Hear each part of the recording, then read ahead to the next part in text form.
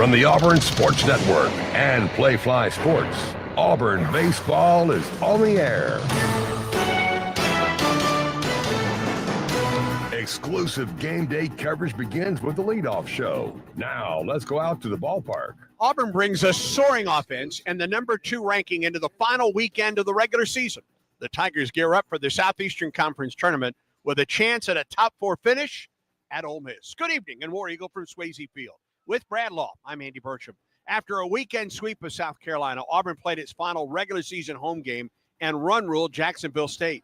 First base coach Drew Dutton made the most of his first at-bat of the season with a home run off the Performance Center and right. Andres Alvarez went 5 innings for the Tigers. Auburn picked up its 37th win of the season. Ole Miss lost 2 of 3 at Mississippi State last weekend. The Rebels rebounded with an 11-5 win over UT Martin. Ole Miss relies on power offensively. The 97 home runs, 4th in the SEC. Austin Foley and Judd Udemark lead the way with a combined 30 round trippers. With a weekend left, Auburn is tied for 4th in the SEC. Ole Miss is 9th. The Tigers go with sophomore right-hander Cam Tilley tonight. The Newburgh, Indiana native, 3-1 with a 4.38 earned run average. Ole Miss counters with Hunter Elliott. Redshirt junior right-hander is 3-2 with an ERA of 5.36. When we return, the Butch Thompson pregame report. This is the Auburn Sports Network.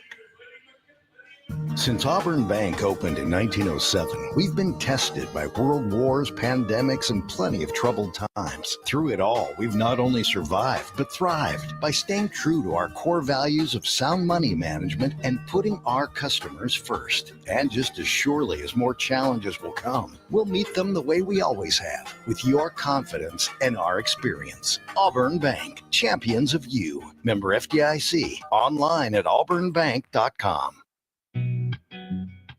Recognized by Newsweek as one of America's best maternity care hospitals, East Alabama Health provides comprehensive treatment for mothers and babies throughout Auburn, Opelika, and the East Alabama region. And starting with the 2024 football season, we're pleased to partner with Auburn Athletics to provide a special Aubie blanket to each baby born at our hospital through a program we call Tiger Tots. For all your maternity care needs, trust the experts at East Alabama Health.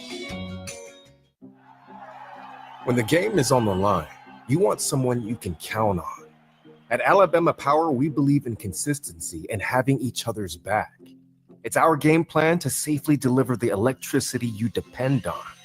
We give 100% to achieve 99.9% reliability. Learn how we power a better Alabama at alabamapower.com/reliable. Alabama Power is a proud supporter of the Auburn Tigers. For 48 straight years, Ford F-Series have been the best-selling trucks in America. We got here by engineering breakthrough technology, redefining Built Ford Tough, and never settling for second best. But what's really made Ford F-Series the #1 selling trucks in America is you. Ford F-Series, Built Ford Tough. Based on 1977 to 2024 calendar year total sales.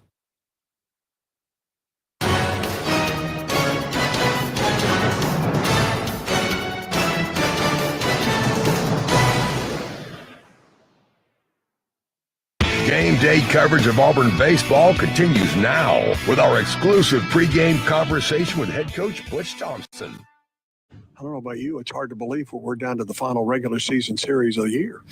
Man, Cooper McMurray keeps saying every time he gets the team together or looks at me before I approach the team, he stands to my left and Ike Irish stands to my right. And Cooper always says it never ends. And I'm thankful for that. I don't want it to end with this group. It's been an amazing journey, the highs, the lows, everything. I think back to opening day with Cade Ballou, how special that day was. This last home game and Andrew Dutton, finishing touch of just an amazing night and everything in between. It's been an amazing journey. And even when you get punched in the mouth or something in this game, man, we have been absolutely alive with this group. This group has been amazing to coach. And if you're a coach out there, you know what I'm talking about, to go on certain journeys with certain teams and feel all these emotions. It's been incredible. And, yep, this is the last regular season one, and it's a big one. The guys have fought and played so hard that this is gigantic, and it feels like 14 of the 16 teams in our league that this last series is gigantic. And that's what's become to make this league so special, is that each and every weekend is so meaningful, and no different for us this weekend in Oxford. What has, in your mind, been the difference in the tick up offensively here in the last 2 weeks, especially? I think I've voiced frustrations with you and our fans and with our team the whole year. I could see more. This isn't lone wolf stuff anymore where Ike's carrying us and a couple of guys are hot and top to bottom. I think more guys in the lineup, they're traveling as a pack now. More guys are having better at-bats collectively. And there is enough talent in our lineup, enough left-handed, enough power, enough right-handedness, enough speed, enough guys willing to put down a bunt and try to manufacture a run, enough evaluation of the strike zone. I don't think we went out of the strike zone the other night on Tuesday against Jacksonville State till the fourth inning. And Cooper McMurray had a 2-0 count and chased a slider beneath. And I'm like, whoa, that feels like the first time we really left the strike zone. So when you got a whole talented group of a bunch of lefties, righties that are absolutely evaluating the strike zone the way we are right now, and that confidence and resilience I've advertised, where I thought this team had it, some testing to prove it, but a coach would agree with it as well. You start putting all that together and they hit it, and they're traveling in a pack right now. So even if one or two guys ain't there, there's enough guys going that can fill in the gaps. There's freedom with that when one person don't feel like they have to do everything. Will we sustain this? Absolutely not. That's what's unfortunate, because I'd love to carry this for another 12, 13, 14 ball games in this season. But being realistic, what we can do each and every day is continue to try to evaluate that strike zone, keep that act sharp, keep trying to come out and play the best baseball we can do. But it sure has been fun. It's made a difference in the series, and it's absolutely, this is when you want to be hitting at your best, pitching at your best. Defending has probably been the constant strength of this ball club the whole year, but I knew that offense was there, and I'm glad I kept begging for it this year, because it's pretty sporty to see it all put together. Cam Tilley gets his second straight Thursday night start. And of all the guys that pitched last weekend, he was your best starter. Now, listen, it was in a game that Auburn eventually won 24-2, and yet he was the guy that went out. He wasn't perfect, and yet he was the guy that went deeper than anyone else as a start for the Tigers last weekend. Yeah, I have to be careful. When I flip over to the pitching side, I use my perfectionist mentality. I just Alvarez, I was picking at him the other night. I wanted to be ahead in the count more and stuff like that. But I got to keep it in context. That's a freshman out there with a good arm, and he's fighting. And, I get tapped on the shoulder, and like, he didn't give up a run, and he only gave up one hit, and it was the leadoff batter of the ball game. And I use that same example with Tilley, because he has all the measurables. He has all the tools, the pedigree, the gamesmanship, the controlling the running game are all areas that he's growing in. But even me and you, don't we have areas that we got to keep growing in every day? And these guys are young and still trying to do that. So he's wildly talented. He's continued to pitch himself out of jams. This will just be his fourth start for us. He's been in the bullpen the whole time, and he's progressively getting better. And it was competitive last week. And if you can come out and be able to go low and only give up 2 runs, man, we got a shot.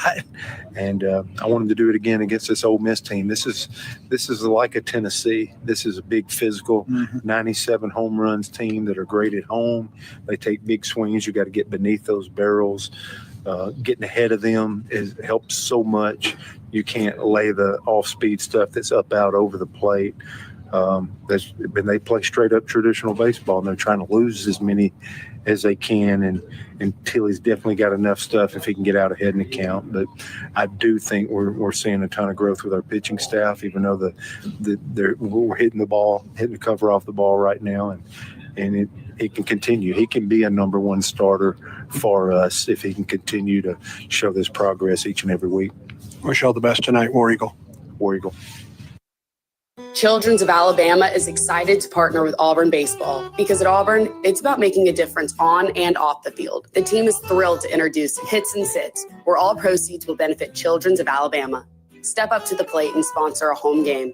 You can sign up by visiting bc5foundation.org. Choose a game and a strikeout or a hit. It will be echoed beyond Plainsman Park into the lives of families at Children's of Alabama. Sign up today at bc5foundation.org. War Eagle. Progressive knows sports brings people together, but you gotta feel bad for people who don't even get it. Some people will never know what it's like to see their favorite team's hopes decided by a ping pong ball to draft the next superstar. Or not. I mean, sure, it's silly for your happiness to hinge on the success of a 20-year-old entry-level employee, but you just can't help yourself. The stress is exhilarating. Progressive can't bring people together like the draft, but we can bring your home and auto insurance together with a bundle. So switch and see if you could save hundreds. Progressive Casualty Insurance Company, affiliates, and other insurers not available in all states or situations. When the game is on the line, you want someone you can count on. At Alabama Power, we believe in consistency and having each other's back. It's our game plan to safely deliver the electricity you depend on. We give 100% to achieve 99.9% reliability. Learn how we power a better Alabama at alabamapower.com/reliable. Alabama Power is a proud supporter of the Auburn Tigers. This is the story of the one. As a safety manager at a manufacturing plant, he does everything he can to keep his coworkers safe. From finding ways to reduce risks to keeping safety supplies in stock. And for that, he relies on Grainger. Grainger offers a broad range of quality products and next-day delivery, so he can always play it safe. Call 1-800-GRAINGER, click Grainger.com, or just stop by. Grainger, for the ones who get it done. The starting lineups are presented by Yellowwood brand pressure-treated pine. If it doesn't have that yellow tag, you don't want it.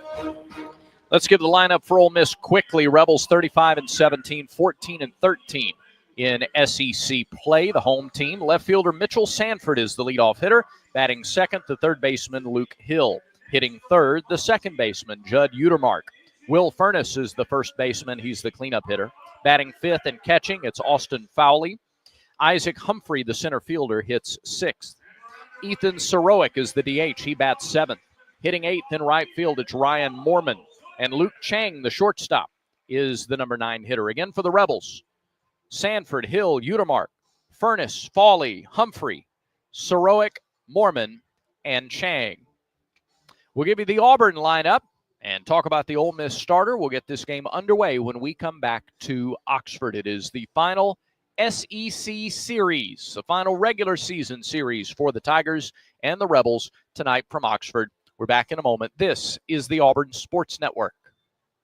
Postseason golf is back on the Plains. Your Auburn men's golf team is ready to tee off as they host the NCAA Regionals from Monday, May 12th through Wednesday, May 14th at the Auburn University Club. The quest for back-to-back national titles starts right here on the Plains, and admission is free for all fans. Cheer on your overall number 1 seeded Tigers as they face off against a 12-team field, including Texas A&M, UCLA, SMU, Oregon, and more. Experience the best collegiate golf in the country for free from Monday, May 12th through Wednesday, May 14th at the Auburn University Club. For more information, visit auburntigers.com. Oh. Eagle. For 48 straight years, Ford F-Series have been the best-selling trucks in America. We got here by engineering breakthrough technology, redefining Built Ford Tough, and never settling for second best. But what's really made Ford F-Series the number 1 selling trucks in America is you. Ford F-Series, Built Ford Tough. Based on 1977 to 2024 calendar year total sales. Yellowwood knows that a 5-star backyard is the place to make lasting memories. Like cookouts, cornhole with friends. Ooh, a neighborhood potluck with your wife's pasta salad. The one with the feta. Oh, sorry. Or taking a nap on your deck in a hammock. Naps are memories. I love naps. For 5-star backyards and the most memorable experiences, Yellowwood brand pressure-treated pine. If it doesn't have that yellow tag, you don't want it. Since Auburn Bank opened in 1907, we've been tested by world wars, pandemics, and plenty of troubled times. Through it all, we've not only survived, but thrived by staying true to our core values of sound money management and putting our customers first. And just as surely as more challenges will come, we'll meet them the way we always have, with your confidence and our experience. Auburn Bank, champions of you. Member FDIC, online at auburnbank.com.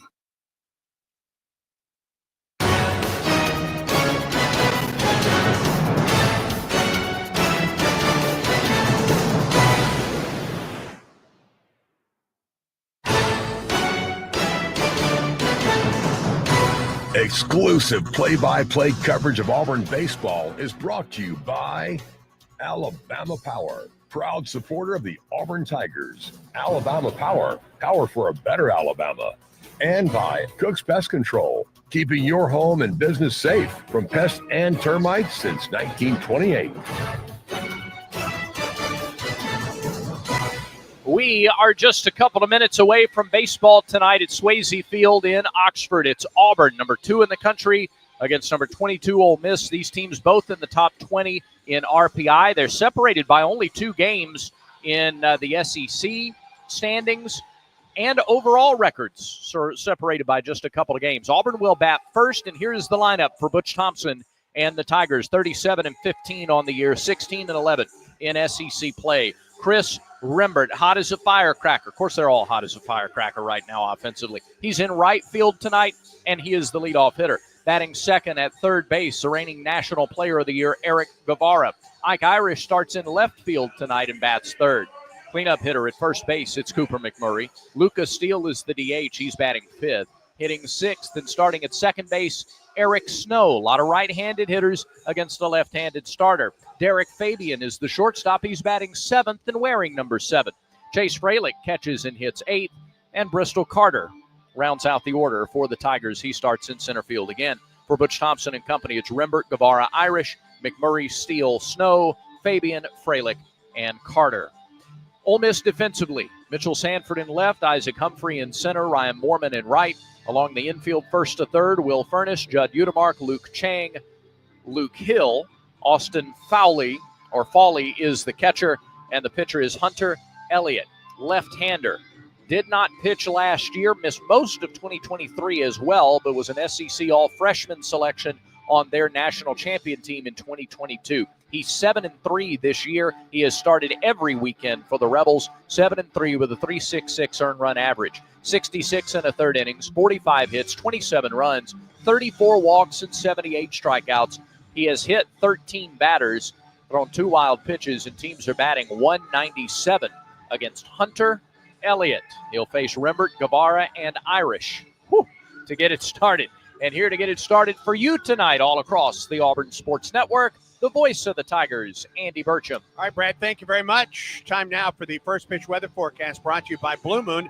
Everything becomes brighter every sip of their Belgian-style wheat ale, crafted with Valencia orange peel and coriander. Plus, try the Blue Moon Light, Blue Moon non-alcoholic. Check your local store for Blue Moon. Made brighter, celebrate responsibly. 2025 Blue Moon Brewing Company, Golden, Colorado. 82 degrees at game time tonight. Wind out of the southwest, 4 miles an hour. And cloudy conditions tonight. Not really a threat of rain tonight. We might see a little bit of rain on Saturday. At least that's the forecast now. But a very pleasant evening for game 1 of this series. Glad to be with you tonight. Hard to believe we're at the final regular season series. And Auburn right now in the midst of trying to get a double bye in the SEC tournament. A 4th place finish will do that for Auburn. Tigers have to win this weekend and get some help to do that. And we will keep you up to date on the rest of the SEC scoreboard. It is all Thursday, Friday, Saturday in the Southeastern Conference this weekend as the SEC's tournament starts next Tuesday. All 16 teams will be there and a single elimination format next week in Hoover. First game for Auburn could be Wednesday, midday, could be Wednesday late, like the last game of the day. It could be as late as Thursday night if they were to climb into the 4 seed. So a lot up for grabs here this final weekend. Chris Rembert will lead it off against the left-hander, Hunter Elliott. And we are underway in Oxford. And the first pitch is a fastball that misses high for ball 1. 90 on the fastball from Elliott. 4-pitch guy. Fastball, slider, change, and a curve. A ball and no strikes to Rembert, batting .363, 10 homers and 39 runs batted in. And there is a strike, a ball and a strike to Rembert. Derek Molika behind the plate. Ryan Broussard at first, David Savage at second, and Anthony Pierce at third. Molika is the crew chief.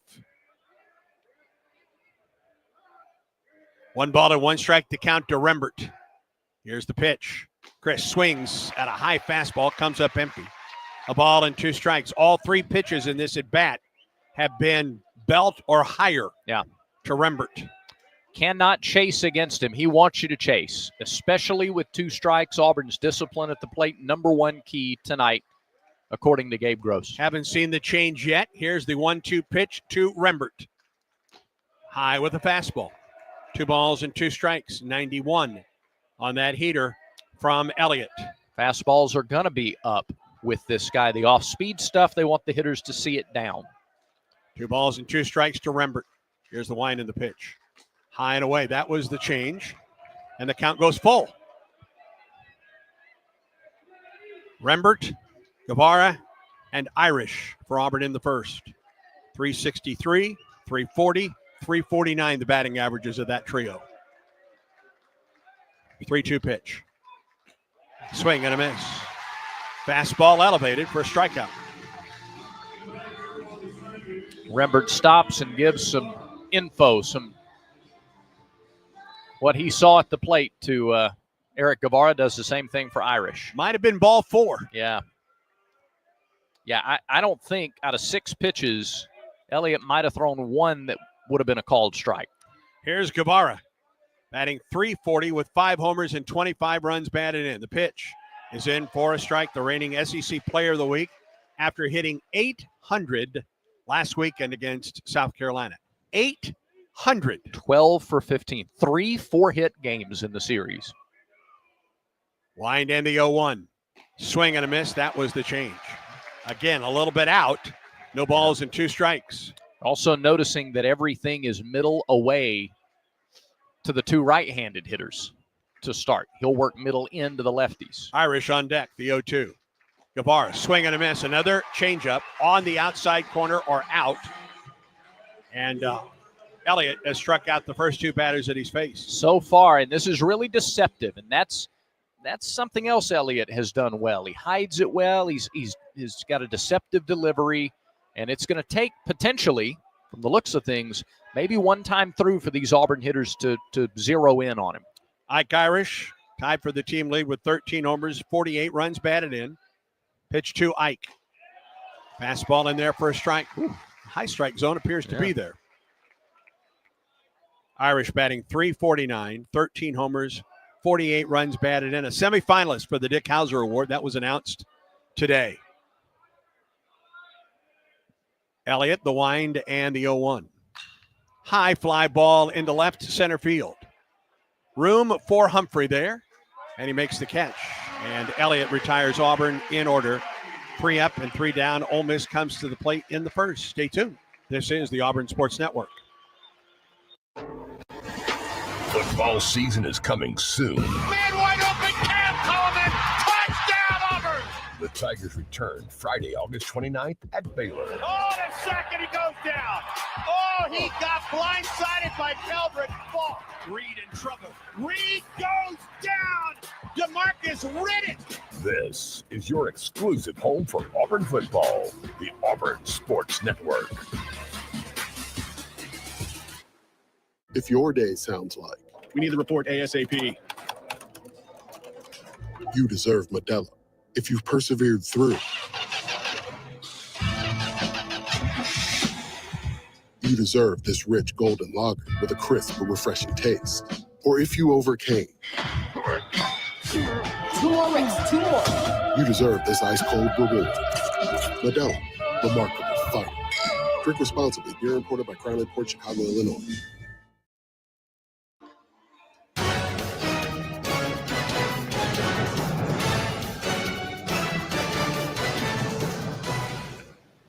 Auburn goes in order in the top of the first. We head to the bottom. Cam Tilley on the mound, ready to make his 4th start, his 4th consecutive start for Auburn. The defense behind him, Ike Irish is in left, Bristol Carter in center, and Chris Rembert in right. Along the infield, 1st to 3rd, Cooper McMurray, Eric Snow, Derek Fabian, Eric Guevara, Chase Freilich, as he has been so much this season behind the plate. And the pitcher is Cam Tilley. Sophomore right-hander from Newburgh, Indiana. He is 3-1, matching his record from a season ago. This is his 16th appearance, his 4th start, a 4.38 earned run average. 37 innings, 22 hits, 19 runs, 18 of them earned. He's walked 24, struck out 47 He's hit 9 batters, thrown 4 wild pitches. Team's batting 173 against Cam Tilley. He'll face Sanford, Hill, and Utermark. And Andy, Tilley went 5 innings, picked up his first win as a starter last year, and probably had the best start of Auburn's rotation last weekend against Carolina. Question. Yeah, no question about it. That was in that 24-2 win a week ago tonight. He will get Mitchell Stanford, Luke Hill, and Judd Utermark here in the first inning.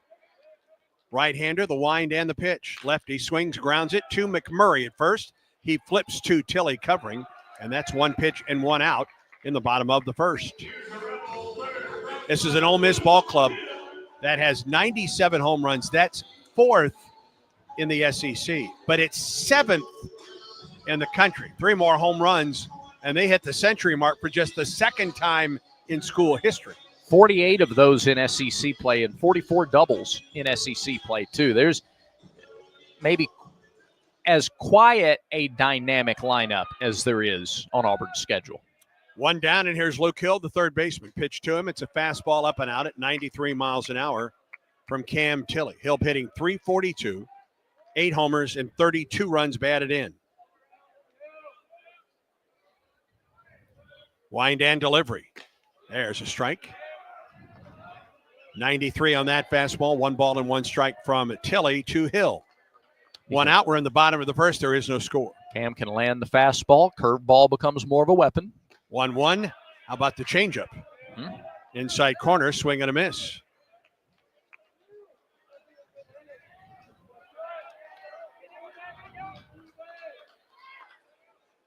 A ball and 2 strikes to Hill. Tilley, the wind and the pitch. Got him with a high fastball.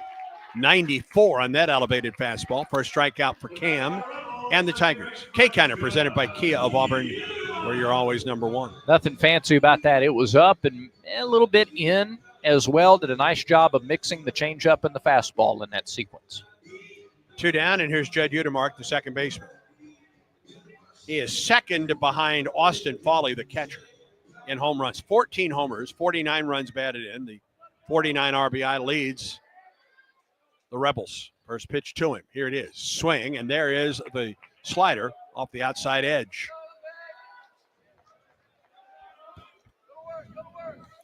Their numbers in league play pretty consistent with their numbers overall. This is an Ole Miss team that has just kind of been steady offensively throughout the year.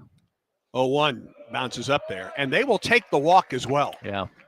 They're second in the SEC, 291 walks. And they've been hit 77 times this year. Pitch on the way. Swing and a miss.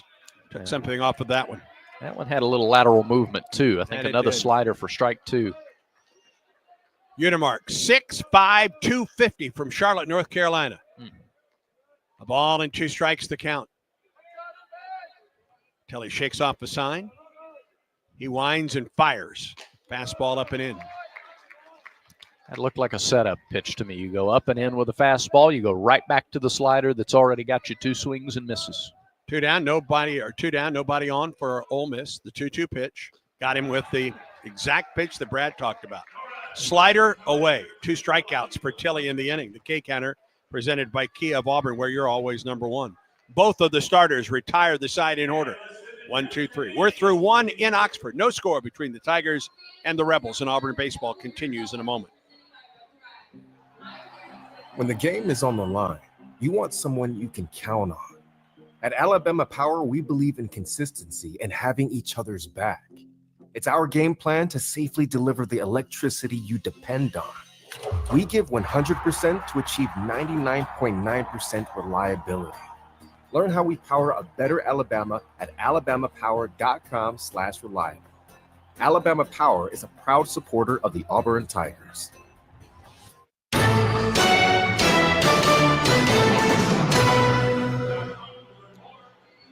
4, 5, and 6 hitters for Auburn in the first to face Elliott, who just threw 11 pitches in the first. He struck out Rembert and Guevara and got a pop out from Irish. He will get McMurray, Steele, and Snow in the Auburn second.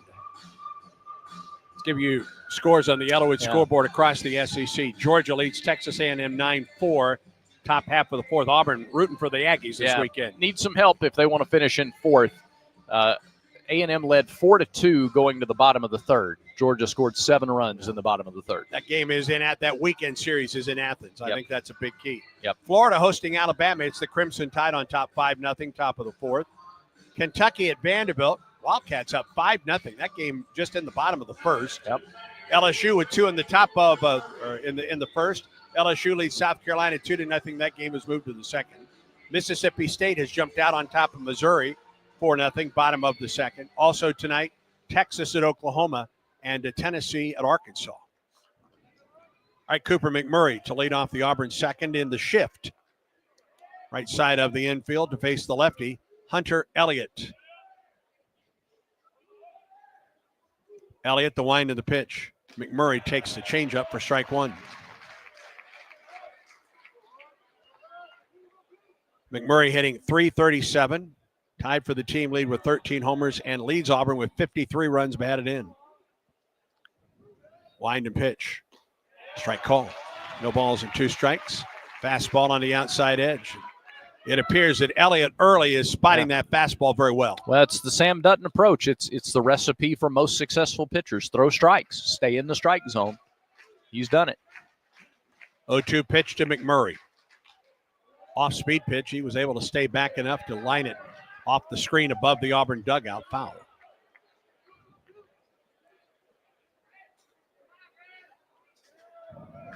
Outfield plays him to pull in center and in right. And they are deep in center and in right. 0-2. Upstairs, a ball and 2 strikes. Second inning brought to you by Southern Union. There's a new path to the Plains that runs through Southern Union State Community College.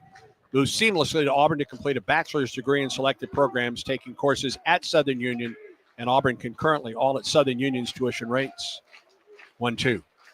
Up and in, 2 balls and 2 strikes. Let Southern Union put you on a path to the Plains. He has hit 13 batters this year. He is not afraid to. He's come close on back-to-back pitches against McMurray. Correct. 2 balls and 2 strikes. Wind end pitch. Swing and a miss. Jammed him with a changeup on the inside corner. Loves working arm side. So he's a lefty, which means inside to left-handed hitters, outside to right-handed hitters. He's done nothing so far that's outside of the scouting report. 3 strikeouts for Elliott. Here's Lucas Steele, Auburn switch hitter, and he will work against the shift on the left side of the infield. As Elliott winds and fires, Steele takes it high and outside. Which is interesting because if he's working arm side to a right-handed batter, the opportunities to go the other way, maybe a little easier to go the other way than to pull it. Right side of the infield is wide open, other than the first baseman, Furness.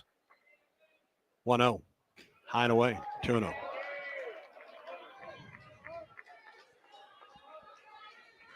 One out, nobody on for Auburn. We're in the top of the second. We haven't had a base runner in the game yet.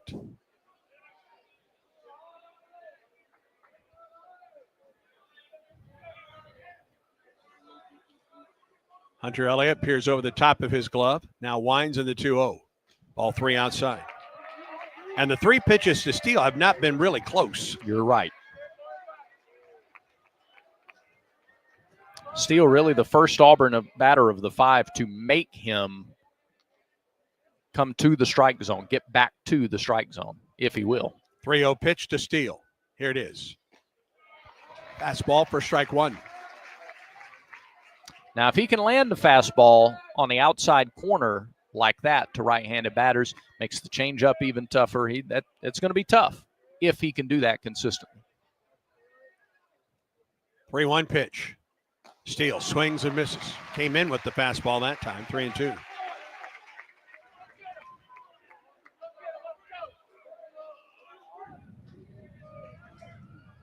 Full count to Steele. 1 out, nobody on for Auburn in the top of the second. No score between the Tigers and the Rebels. Game 1 of this big SEC series, 3-2.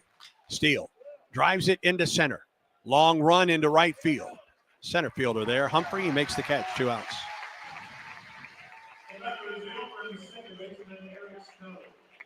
Well, strikeouts and fly balls to center.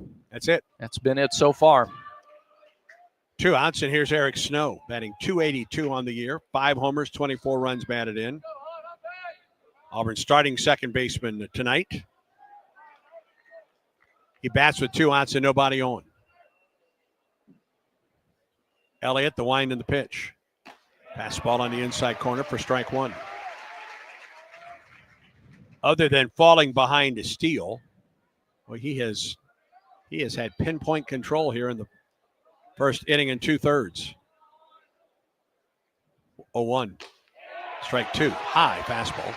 High called strike. Steele didn't, or rather, Snow didn't like that call. No, letter high strikes are going to be tough to deal with. 0-2 to Snow. Pitch on the way. That was well too high. Catcher had to come out of his crouch to get it. He can get letter high. He can't get helmet high.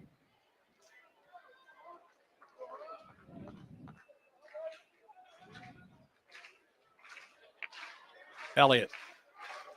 1-2 pitch. Chopper foul. Just got a piece of it. Count remains a ball and 2 strikes to Snow.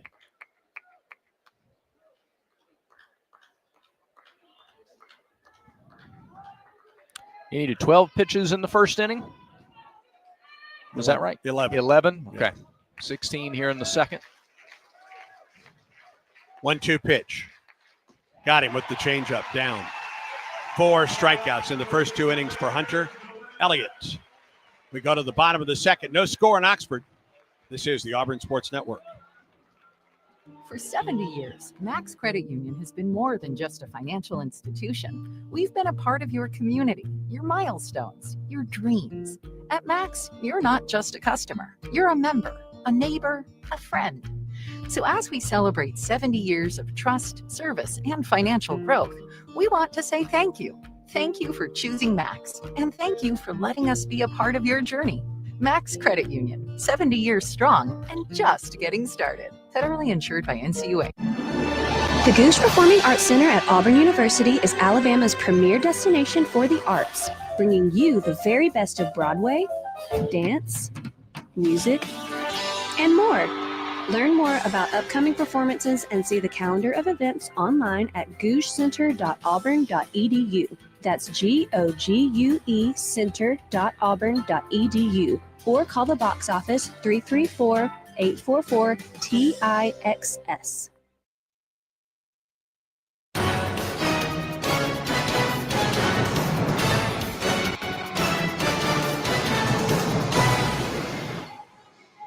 Bottom half of the second in Oxford, no score.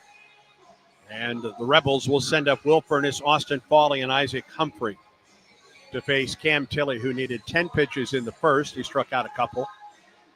Hunter Elliott has struck out 2 in each of the first 2 innings. Tigers in the all grays tonight, tops and bottoms. Blue numerals on the back. Blue lettering on the front, blue AU Auburn script on the front with the orange numbers. Tigers with the blue ball caps, the orange AU across the front.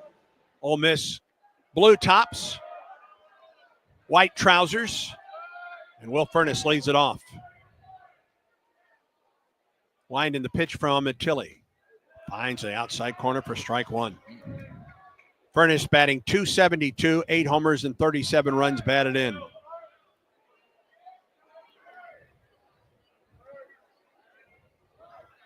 The 0-1 to Furness.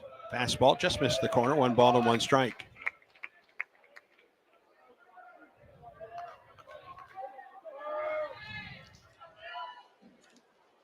One pitch to Will. Swing and a miss. Big cut, a ball and 2 strikes. He is the son of LSU great Eddie Furness, National Player of the Year. Involved in one of the greatest college baseball games I've ever seen in my life. 1995, Baton Rouge, Louisiana. Just off the outside edge, 2 balls and 2 strikes. Game 3 of that series, Auburn won it, coming from behind in the top of the 9th to win it. Furness, I think, hit 2 home runs in that game. Just a crazy, crazy game at the old Alec Box. 2-2. Eddie to the left side. Guevara to his left. Fields and throws for the out. What a feel for third base. Guevara not just a dynamic hitter, but he scooted to his left and went back about a step, back into his left to look that ball into the glove, and then didn't rush the throw, patted it in the glove a couple of times, and then fired it over there. 1 out for Austin Foley, the catcher. I haven't seen a better defensive third baseman this season. Now, listen, I look through the orange and blue glasses, I fully admit, but boy, he has been just spectacular. Pitch to Foley inside for ball 1. Do not leave this one open up and over the plate. 16 homers and 43 runs batted in. It's all or nothing with Foley. Home run leader. Who outside corner, didn't get it. 2 balls and no strikes to Foley. He is also the strikeout leader. 10 of his 16 homers in league play. He has struck out a team high 43 times in SEC action. Now the 2-0. Slider for strike 1. Nicely put by Tilley.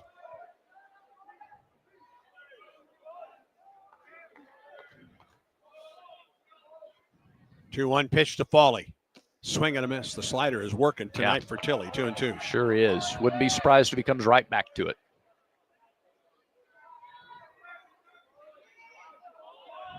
.39th start in 40 games for Foley tonight. Here's the 2-2 from Tilley. Didn't get the call. That was the slider on the inside corner. Must have dropped a little bit low right there at the end. Full count now to the big right-handed hitter, Austin Foley. Here's a pitch. Foul tip.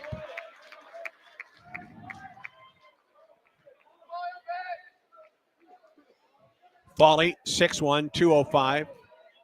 Out of West Palm Beach, Florida, a transfer from Kentucky.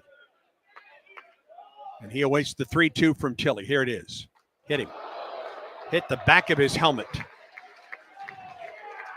He was trying to get the fastball on the inside corner, and it slipped on him. And that is the 78th hit batter of the year for Ole Miss. And the 10th for Tilley. Auburn thought it had strike 3 on 3-1. Didn't get the call. And then came in with a fastball off the back of his helmet. So Foley at first does not have a stolen base attempt. And here's Isaac Humphrey. Left-handed hitter, open stance, the pitch. Outside ball 1.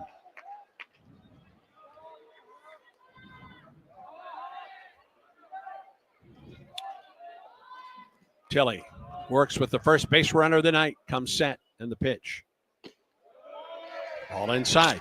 Tilley's trying to get his rhythm back here. That hit batter may have disrupted it a bit, but he's fallen behind a couple in a row, now 2-0. Foley gets his lead at first base as Tilley comes set. 2-0 pitch, Humphrey. There's a strike on the inside corner. 2 balls and a strike.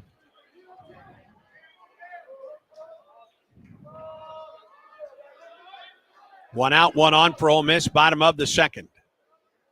Here's the 2-1. This is low. 3 balls and a strike.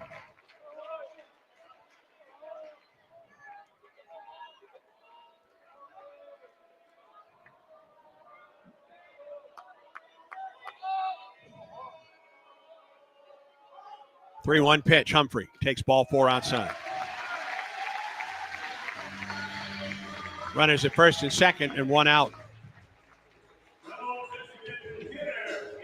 This is a really good visit now from Freilich and the rest of the infield. Ethan Surorik to the plate. It was Freilich and it was Fabian who went out first, just to reset him. He was not in rhythm after hitting Foley on the 3-2 pitch, hit him in the helmet. And so this is good just to take a deep breath, try to reset before Suroik gets in there. It's just his 9th game this season and his first start. Mm-hmm.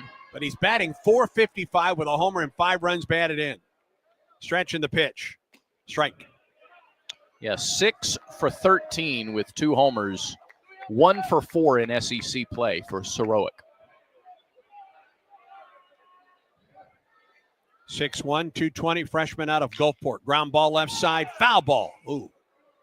Guevara had already touched the bag and was looking to make the double play throw to first. No balls and 2 strikes to count to Sorowick.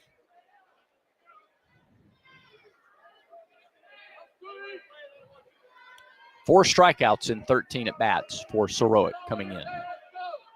Rebels have runners at first and second. 1 out here in the second inning. As Tilley comes set. Here's the 0-2. Swing and a miss. Got him with a fastball on the outside corner. Actually, that was a changeup on the outside corner. And Sorowick still looked behind the pitch. Third strikeout for Tilley. K-Canner presented by Kia of Auburn, where you're always number 1.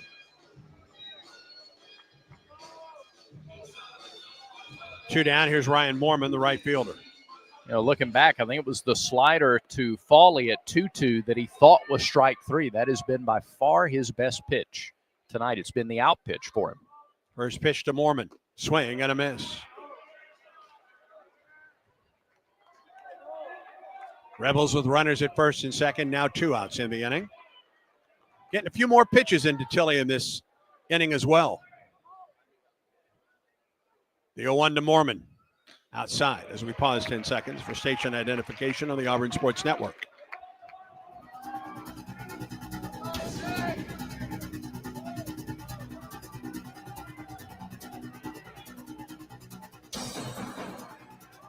One ball and 1 strike to Moorman. Stretched by Tilley in the pitch. Line drive caught by Guevara. A sinking liner caught on the left side, and the inning comes to a close. No runs, no hits, no errors. 2 men left for the Rebels. We are through 2. No score between Auburn and Ole Miss. And Auburn baseball continues in a moment. For 48 straight years, Ford F-Series have been the best-selling trucks in America. We got here by engineering breakthrough technology, redefining Built Ford Tough, and never settling for second best.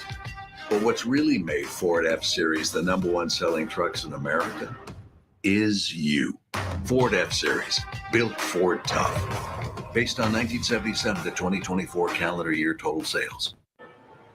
You sit in traffic now, but later, there's an ice cold reward. Modelo, the mark of a fighter. You've earned this rich golden lager with a crisp, refreshing taste. Because you know all your patience is paid out in gold.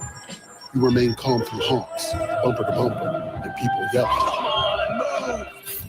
You are a fighter, and Modelo is your reward. Modelo, the mark of a fighter.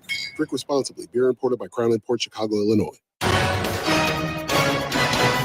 Back to Oxford, Mississippi for more Auburn baseball against Ole Miss.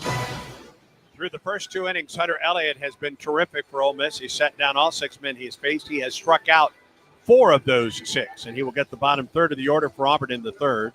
Derek Fabian, Chase Freilich, and Bristol Carter. Third inning, of course, tonight brought to you by the Vance Law Firm, where the phone number is easy to remember. They say, dial 3 for me, 334-333-3333. With Brad Law, I'm Andy Bertram from Swayze Field, Oxford University Stadium. As Auburn and Ole Miss open this big final regular season series, not an enormous crowd for this one right now. No, that's true. I expect we will see larger crowds tomorrow night at 7 and Saturday afternoon at 1:30. Derek Fabian leads it off for Auburn. Left-hander Elliott to the right-hander Fabian. Here's the wind and the pitch. High with the fastball. Fabian batting .250 this season, 5 homers, 33 runs batted in. Freilich and Carter to follow in the Auburn second inning. Elliott with the 1-0. Fabian skies one to center. Humphrey back a few steps and back a couple more steps before he makes the catch. And it has either been strikeout or fly to center, literally for the only at-bats for Auburn of the first 7. 1 out. Here's Freilich, the Auburn catcher. Batting .339, 4 homers, and 38 runs batted in for the left-handed hitting Auburn catcher, Chase Freilich. Lefty on lefty here, the pitch.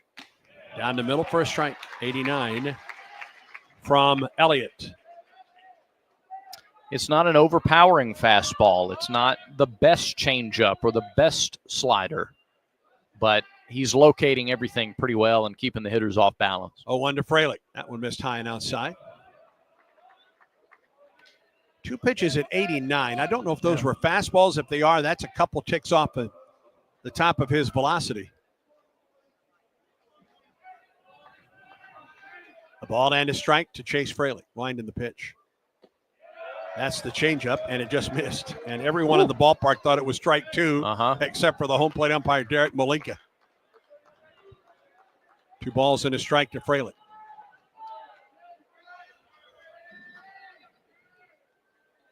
Two-one pitch.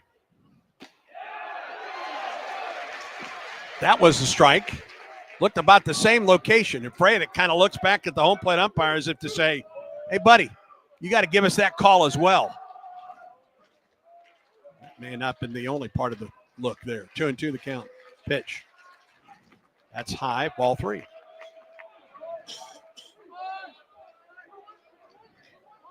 One out, nobody on for Auburn. 3 balls and 2 strikes the count for Freilich. He's gone to a 3-2 count in each of the 3 innings thus far, but has yet to give up a base runner. 3-2 pitch to Freilich. Ground ball up the middle and through for a base hit.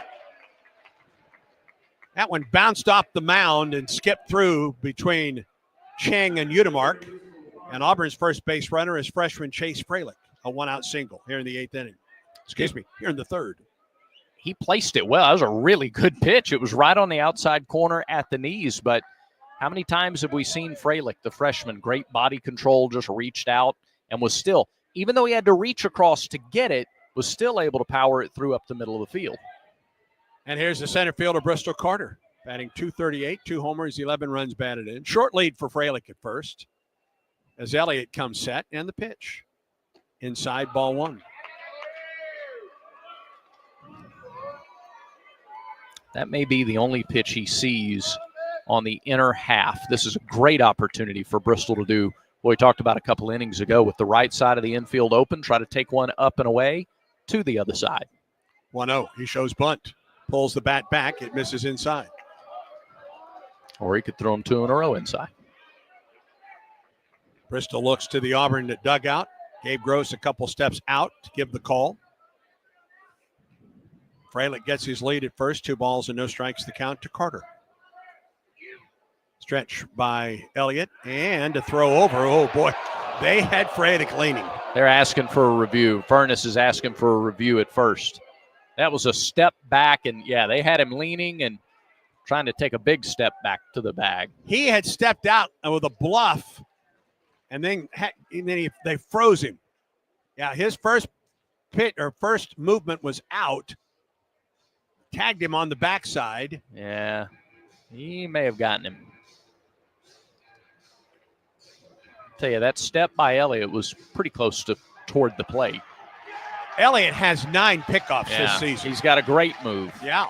Crowd's convinced he's out, and this looks like a short review. It does. We'll get the call from Derek Malika. That doesn't bode well for Auburn. No, it does not. Replay reviews presented by Jackson Services. And here comes the review.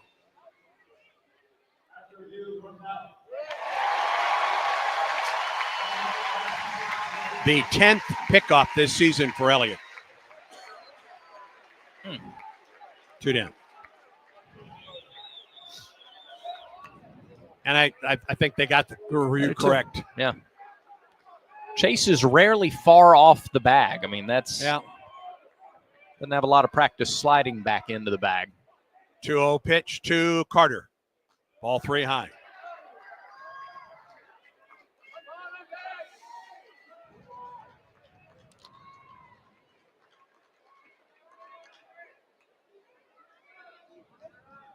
Two outs and nobody on. 3 balls and no strikes to count to Bristol Carter. Here's the pitch.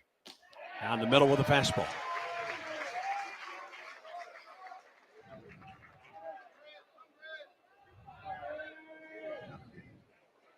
Still got a hitter's count here. Veteran right-handed hitter. 3-1 pitch. Bristol swings through the fastball. 3-2. That was the pitch that we saw Rembert and Guevara strike out on in the first. Yep. Fastball elevated, and it appears off the plate. Full count now. Here comes the pitch. High and away, and Carter's aboard. It's good at bat. Makes the pickoff pickoff sting, yeah, even more, doesn't it? Yes, it does. Yeah, you could add a couple of guys on with the top of the order back up and only one out. Yes. Still, you like a Rembert coming to the plate with somebody on base. And by the way, Elliott's up to 42 pitches here in the third inning. And here is Rembert, who struck out on a 3-2 pitch to open the game.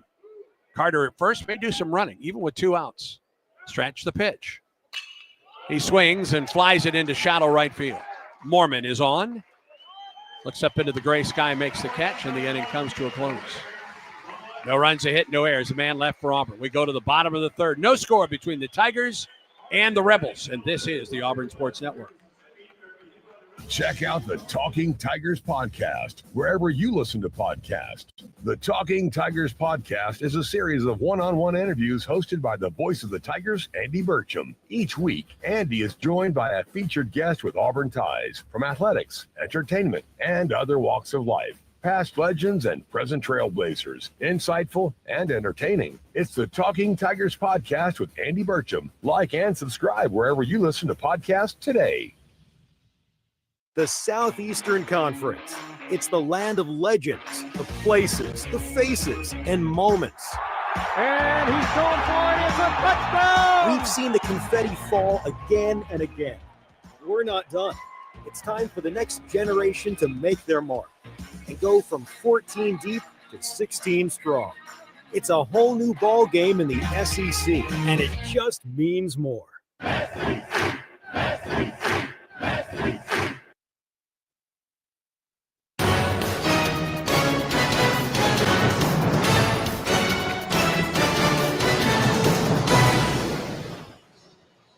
2 innings, 33 pitches for Cam Tilley. He will get the 9, 1, and 2 hitters for Ole Miss. We're in the top of the third. No score between the Tigers and the Rebels.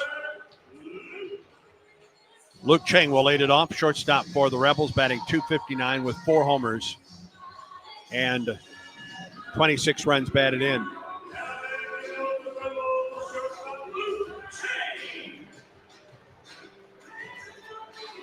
Auburn number 1 in the country in strength of schedule, number 2 in RPI. Ole Miss number 18 in the RPI and number 11 in strength of schedule. These two teams are a little more closely matched than you might think on the surface. Yeah. Well, for one, Ole Miss just 2 games behind Auburn in the SEC standings. All right, Chang will lead it off. First pitch from Tilley is a slider in there for a strike. He's been the number 9 hitter in their lineup every game, beginning with game 3 of their Tennessee series, mid-April. Ground ball left side, big hop for Guevara. His throw to first, on the mark for the first out.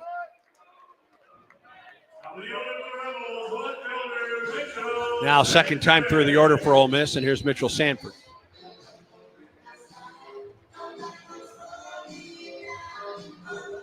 Go back and credit Fabian and Freilich for going out after the hit batter and the walk. Yeah. They went and talked to Cam, helped kind of reset him, and he's been all over the strike zone since.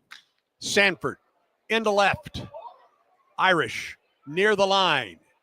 Reaches up and makes the catch. Had to make a last-second adjustment at about the 325 mark down that left field line for the second out of the inning. That's 330 down the line, and you're right. He hit it about 325. I nearly overran it. Maybe a little backspin on the ball, and he was trying to make sure he got to the spot because he had to cover a lot of ground. 2 down, and here's Luke Hill. Hill currently riding a 36-game on-base streak. He's reached base in every game since the beginning of conference play. He struck out in the first and takes strike 1 here in the third. He had shown bunt, and Tilley landed it on the inside corner.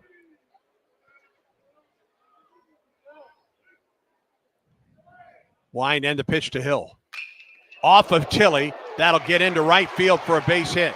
Hill around first base is going to try for 2, and he's going to make it. Throw in, not in time. And let's hope that Tilley's okay. That, I don't think it got his glove. I think it hit the body. Oh. It bounced. Like the back of the right leg? Yeah, it bounced to right or into right. No chance for McMurray to get to that ball. And now Auburn, and I think there's some concern for Auburn. Anthony Sanderson is out. Head coach Butch Thompson is out. That ball hit him. Hit him on the right leg, Yeah. on the back of the right leg. Now, question of how high. It deflected in between McMurray and Snow into right field. Rembert had a long way to go to get to the ball. And credit Hill, who now has a 37-game on-base streak, for hustling and getting to second base with a double.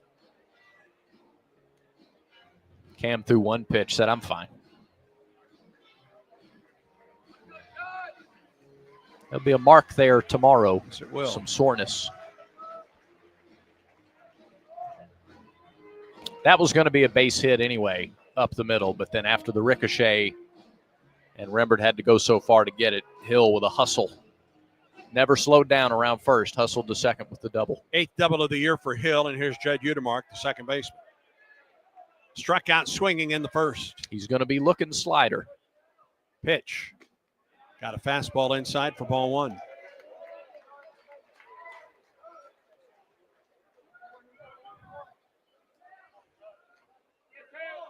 Hill at second, 2 outs for Ole Miss in the 3rd inning. Here's the stretch in the pitch. There's a slider for a strike. 1 ball and 1 strike. A 2-out double by Luke Hill that deflected off of Auburn pitcher Cam Tilley. Hill's down at second base. A ball and a strike to Udemark, the pitch. Ground ball left side. Good hop for Fabian. 2 first, and the inning is over. No runs a hit, no errors. A man left for the Rebels. We're through 3. No score between Auburn and Ole Miss as Auburn baseball continues in a moment. This is the story of the one. As a lineman, he does whatever it takes to keep the power on in his community. And he wants a partner like Grainger who does the same. Grainger offers the professional-grade products he needs, from voltage detectors to harnesses to hard hats, plus fast, dependable delivery, so he can rise to every challenge. Call 1-800-GRAINGER, click Grainger.com, or just stop by. Grainger, for the ones who get it done. A Progressive Home and Auto Bundle can protect you round the clock, but we can't protect you from those painful moments in sports. Why would we trade our best player? Well, at least you got to watch him in person when he was here. I named my only son after him. So you'll always remember his name. Yeah, but what do I do with this jersey? Luckily, the company has a great return policy. I wore it for 6 seasons. Well, at least your home and auto are protected with a bundle from Progressive. Progressive Casualty Insurance Company, affiliates, and other insurers. Not available in all states or situations. Back to the ballpark for more Auburn baseball. 2, 3, and 4 hitters for Auburn in the 4th. A hit for Auburn, a hit for Ole Miss, and no score through 3 innings. To take you through the middle 3 innings for this score fest, here is Brad Law. Pitcher's duel to Yes, it start has. the series. And got to love the growth you're seeing from Cam Tilley. 5 innings in his last start and 1 hit allowed through the first 3 innings tonight. Auburn offensively trying to figure out Elliott the second time through the order. They worked some more pitches out of him in the 3rd, and he's at 43 as we start the 4th. Guevara, Irish, and McMurray, the hitters. Elliott, over his last 3 starts, he's been very good. 17 in a 3rd innings, only 8 hits allowed. Spanning starts against Vanderbilt, at Oklahoma, and last week at Mississippi State. First pitch to Guevara. Change up, missed high and outside. 1 ball, no strikes. Guevara 0 for 1 with a strikeout. This Ole Miss team is 14-13 in conference play. 7 of their league losses are by 2 runs or less. 1-0. Guevara swings early, misses the changeup, and it's 1-1. All 5 of Eric's homers have come in league play. Came into the night hitting 41 points better against SEC pitching than his overall batting average. The 1-1 swing and a foul straight back. That was the first fastball he got in this at bat. Up the net, down the net, and back behind Guevara, the batter's box. 1 ball, 2 strikes. Elliott, the first time through, 4 strikeouts, 3 fly balls to center. He's had 4 flyouts tonight. Here's the 1-2. Fly ball. Right field. Mormon started back, now jogs in. Looks up, makes the catch. Auburn is underneath it when it is making contact tonight. There has not been a ground ball out yet. 1 away in the 4th. And here's Ike Irish. Auburn is, especially with its right-handed hitters, having trouble laying off the pitches that appear to be a ball or 2 off the outside corner right now. Which plays into Elliott's hands. When he's been at his best, that's what teams have done. They've chased. Here's Irish. Pitch. Popped him up. Shallow center. Long run for Humphrey, who was playing deep. Shortstop goes out and can't make the catch. Center fielder didn't call him off. Chang went back, tracked it, but was still backtracking as the ball fell behind him down to the turf. 6th error of the year for Chang. And that should have been the center fielder's ball. Yes, it should have. Now Humphrey had a long way to go. I agree. But it's still his play. Yeah. But Chang called everybody off and then didn't make the play. Yeah. They've got it on the board as a hit. Good for Irish. So it is not the 6th error of the year. Here is Cooper McMurray. Shift is on. Throw to first. Ooh, diving close. back in. Man. Is Irish. That move, I'm telling you, he comes so close. He comes as far as you can get to stepping toward home without stepping toward the plate. Irish back in safely, diving head first. McMurray 0 for 1 with a strikeout. First pitch to Cooper. Line drive, center field. Humphrey in his tracks, makes the catch. McMurray hit it hard, but right at Isaac Humphrey. Good to see Auburn square one up to the outfield. Yeah, the swings are a little more... A step right or left, and that's down.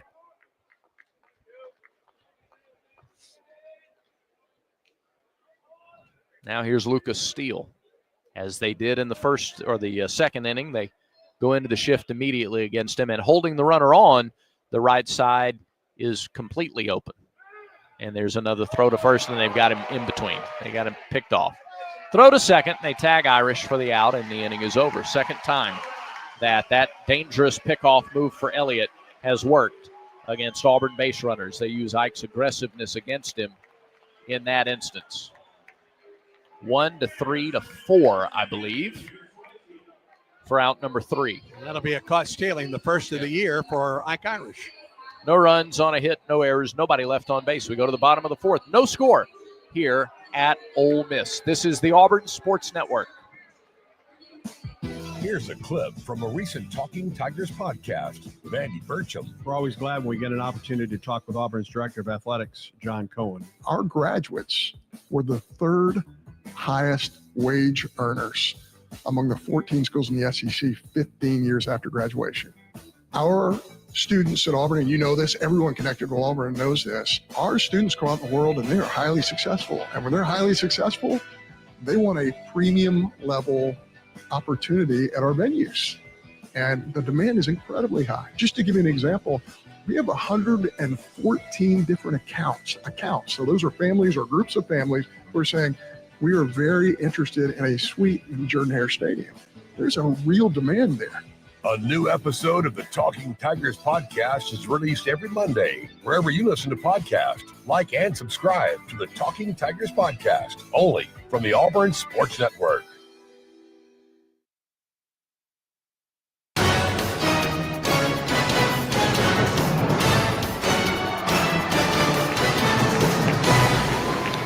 No score as Ole Miss comes to the plate in the bottom of the 4th. Conecuh Sausage, the official sausage and hot dog of the Auburn Tigers. Furness, Fawley, and Humphrey, middle third of the order, due up for the Rebels. Conecu's a game day favorite, always great on the grill. Pick up a pack at your local grocery store. And next time you're there, visit the Conecu Gift Shop in Evergreen, Alabama, off I-65 at exit 96.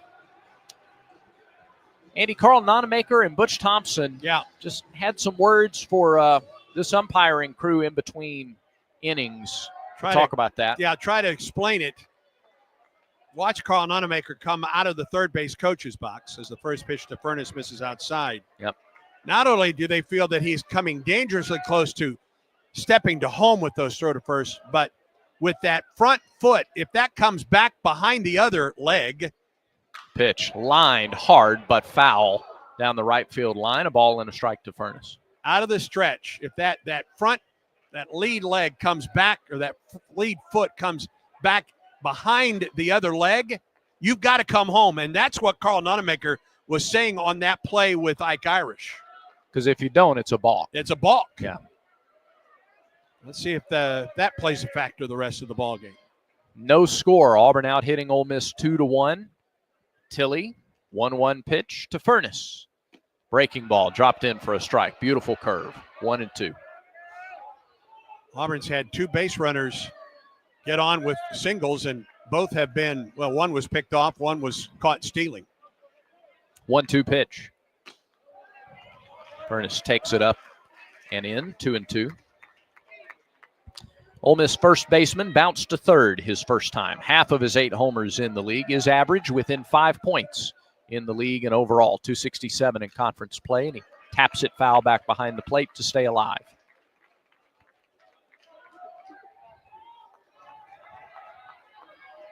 Furness, Utermark, feels like those guys have been here a while. Yeah.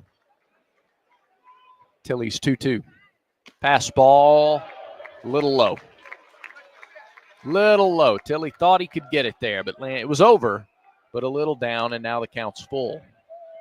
47 pitches for the sophomore right-hander out of Newburgh, Indiana. Wind and the delivery. Ground ball foul off of his foot, rolls all the way out to the third base coach's box. And we'll do it again. The battle continues.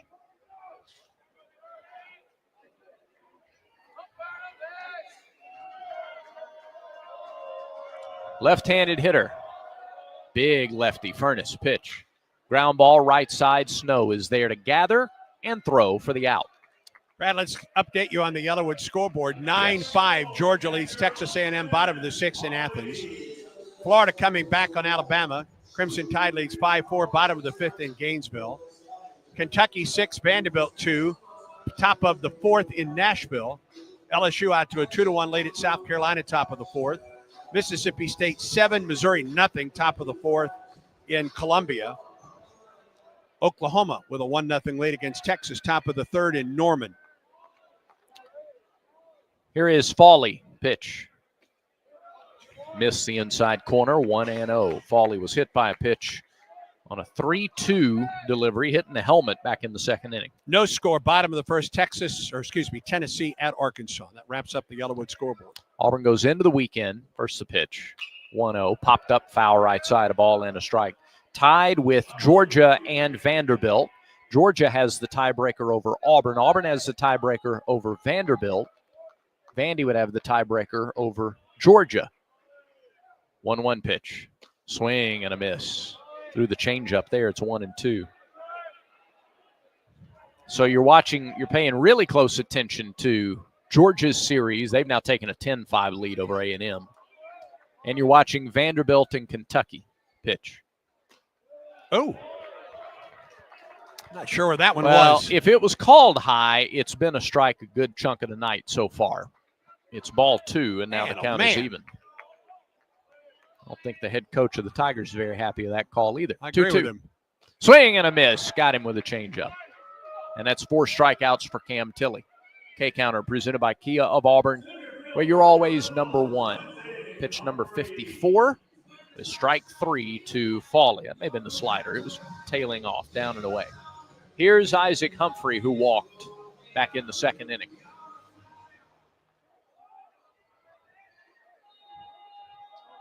Humphrey stands in from the left side. Pitch. Line drive, center field, back goes Carter, still going, slowing up near the track, reaches up and he makes the catch in a relatively fast inning. 1-2-3 go the Rebels in the fourth. This pitcher's duel rolls right on through 4 in Oxford. No score between Auburn and Ole Miss. Auburn baseball continues in a moment. This is Coke Zero Sugar. Could I be the best Coke ever? Try and taste with your ears. Hear those bubbles? Imagine them tingling on your tongue. Fizzy deliciousness. Listen to that cascading liquid. A mouth-watering waterfall. Irresistibly tasty. Zero sugar. Crisp, refreshing, and ice cold. Is Coke Zero Sugar the best Coke ever? Try and decide. You've created a comfortable home office. Now let Carrier provide the cash bonus. For a limited time, you can claim up to $1,550 in cool cash rebates on a qualified Carrier home comfort system. There's never been a better time to upgrade to year-round premium comfort and energy savings. Carrier, turn to the experts.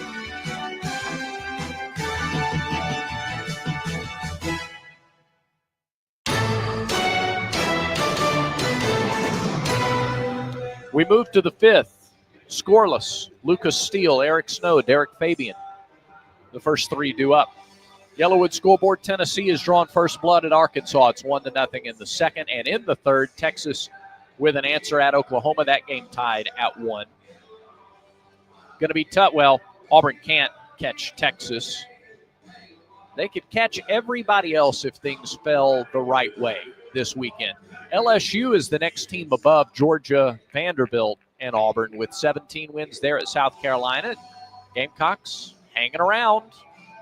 If Auburn gets one more win this weekend than LSU gets in Columbia, then those two teams would be tied. And obviously, Auburn has the tiebreaker after sweeping LSU. Here's Lucas Steele. Swing and a miss. Changeup. 0-1. Changeups have been really good tonight. Mm-hmm. And as advertised, he's worked away from the right-handed hitters into the lefties with just about the entire arsenal. He has come into the righties a little bit from time to time. The pitch, swing and a miss. Back-to-back changeups, and it's 0-2. Steele flied to center his first time, and he's in a hole here. No balls, 2 strikes. Against the shift. Elliott's pitch. Waved and missed. That one was never close. And he makes quick work of Steele. That was 3 straight changeups, and each one further and further outside. He didn't work up, he worked out on 3 straight pitches. Out, outer, and outest. Most out. Here is Snow. Line drive, base hit, left field. As he has so many times this year, he jumped on a first pitch fastball. After 3 straight changeups, Elliott tried to sneak the fastball in and would not do it against Snow. Now, Eric may anchor himself to first base here. He better, because we have seen the outstanding move of Elliott so far. Whether it's legal or not, it has been highly effective. It's worked. Yes, it has. So Snow gets his lead. Derek Fabian flied to center his first time. First pitch to Derek. Misses inside, 1-0. And that it's one of the his move is so good to first. It's also one of the reasons that it is incredibly hard to steal on Elliott. Just 4 of 9 stealing bases against him this year. Right side is open. Veteran Fabian at the plate. 1-0 pitch. Inside corner for a strike. 1-1. Freilich on deck for Auburn. Hopes he can get that same call for Tilly. No kidding. No score. Auburn with 3 hits. Ole Miss with 1. Snow the runner at first. 1 out in the 5th. And there's the throw to first. And all of that was perfectly legal. Yeah. Didn't throw the right foot across the left leg. There you go. And his throw was to first, and that's where the front foot was. 1-1. Bunted, popped up, back toward the Ole Miss dugout. So that's strike 2. Trying to push that one, and if he gets it past the pitcher, it's a base hit for Derek.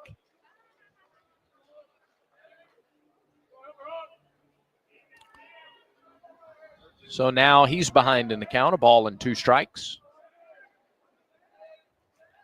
1 out, 1 on, top of the 5th.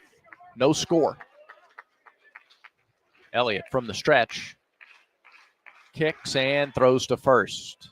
Snow did not immediately react. I don't know that we've seen a pitcher come closer to coming home with the throw to first all year. It's the most deceptive move so far. Best one we've seen. No doubt. 1-2 pitch. Nope, another throw to first. And again, Snow is back.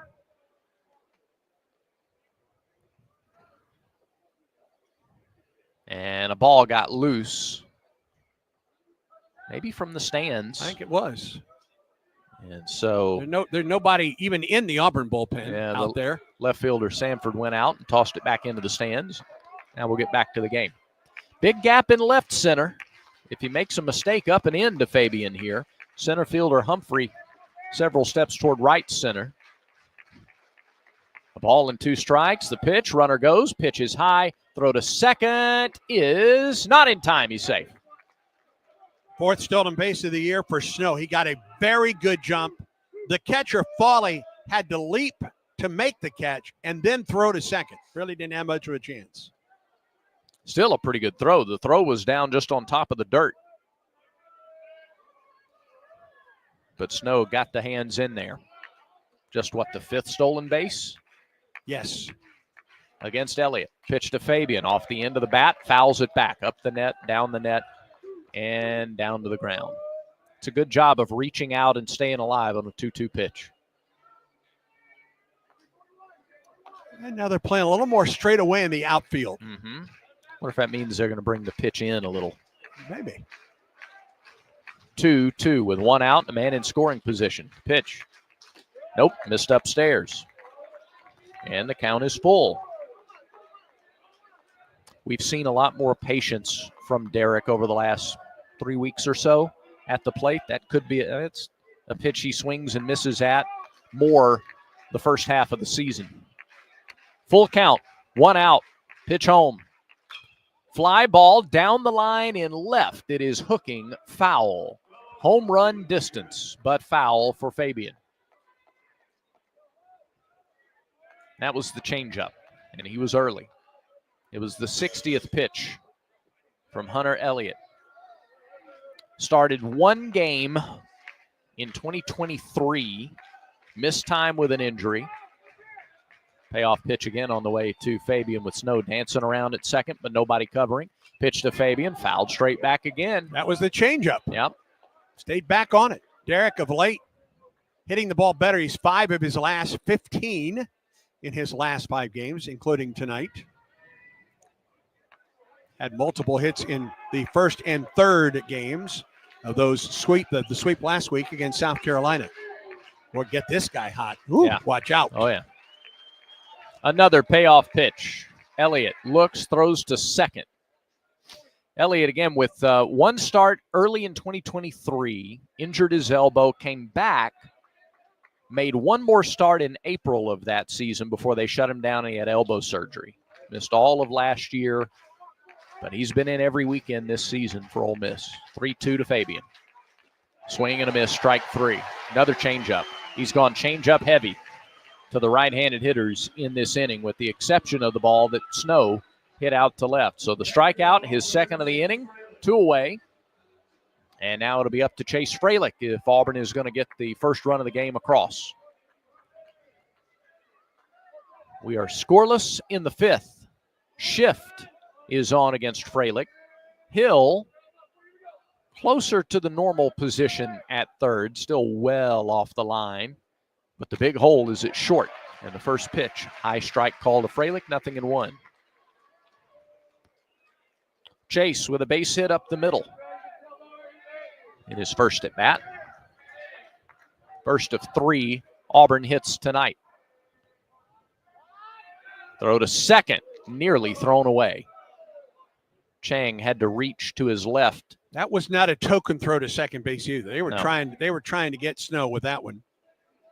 And a nice job by Chang just to get a glove on that ball and keep it on the infield. Snow is occupying some space in their minds out there at second base. Now, scoreless game. He's in scoring position. 0-1 pitch to Fralick. Here it is. Swing and a miss. Went after the changeup down.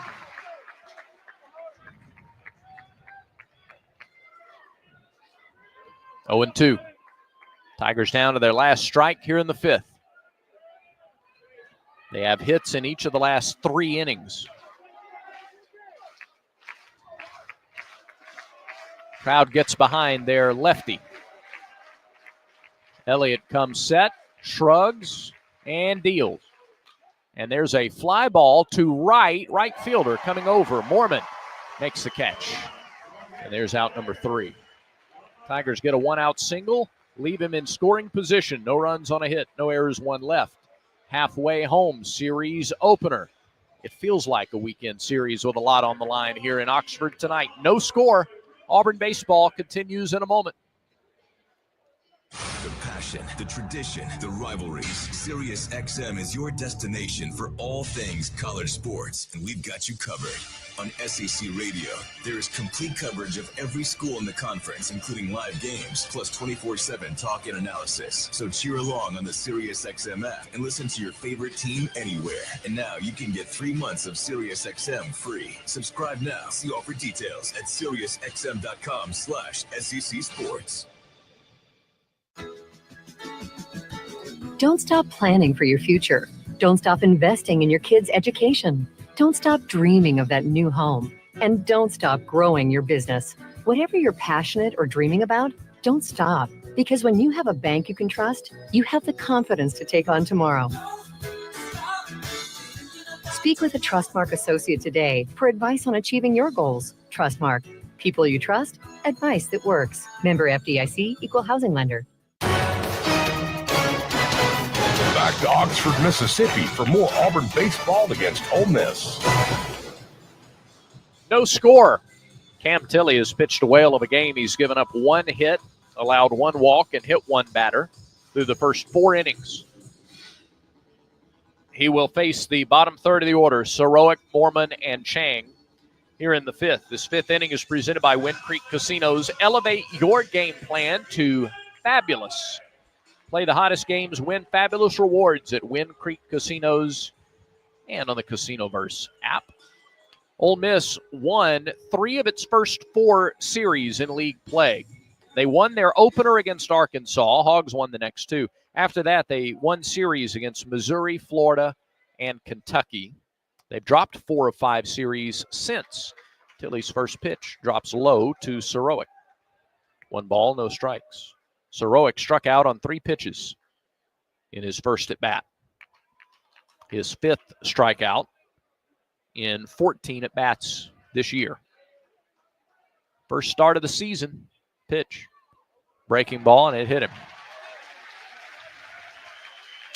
So leadoff man on base, second hit batter for Tilley, 11th of the year for the Auburn right-hander. In the break, Carson Myers and Dylan Watts headed down to the Auburn bullpen. They're not throwing, they're just doing some stretching, but they're down there. Tilley is at 57 pitches. So the third free base runner, second hit batter. Soroic does not have a stolen base attempt. Gets a healthy lead over at first. Pitch to Mormon, hit him.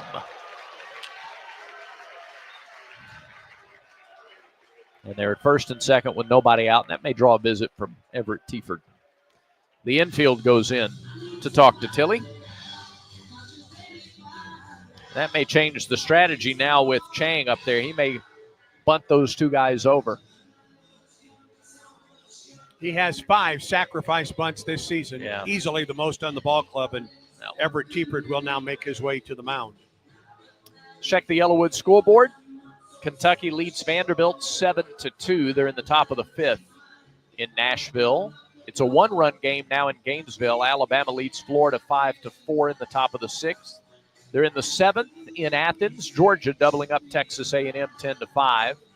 LSU leads South Carolina 2-1, top of the 5th in Columbia. Mississippi State 8 Missouri nothing in Columbia, Missouri. They're in the fourth. Tennessee 1, Arkansas nothing, second inning in Fayetteville. And Oklahoma goes back in front of Texas 2-1. They're in the bottom of the third in Norman. Meeting on the mound over. And Chang ready to come to the plate.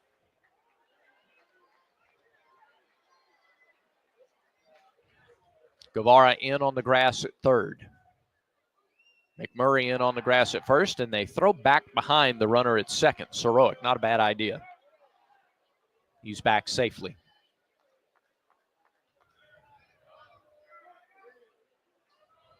Tilley has pitched himself into some trouble here. He's trying to work out of it in a scoreless game in the fifth. The pitch. Chang pops a bunt up, and in foul territory, Guevara goes over and makes the catch for the first out. And then a heads-up play for Derek Fabian to cover. To go from basically second base to third to make sure that the runner, Soroic, didn't tag and go to third on the play. Well, the pitch wasn't up. It was, well, he just got underneath it. Break for the Tigers.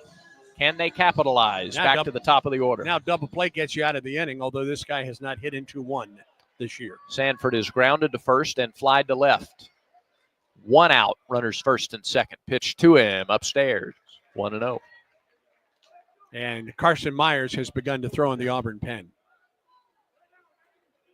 No score, bottom of the fifth.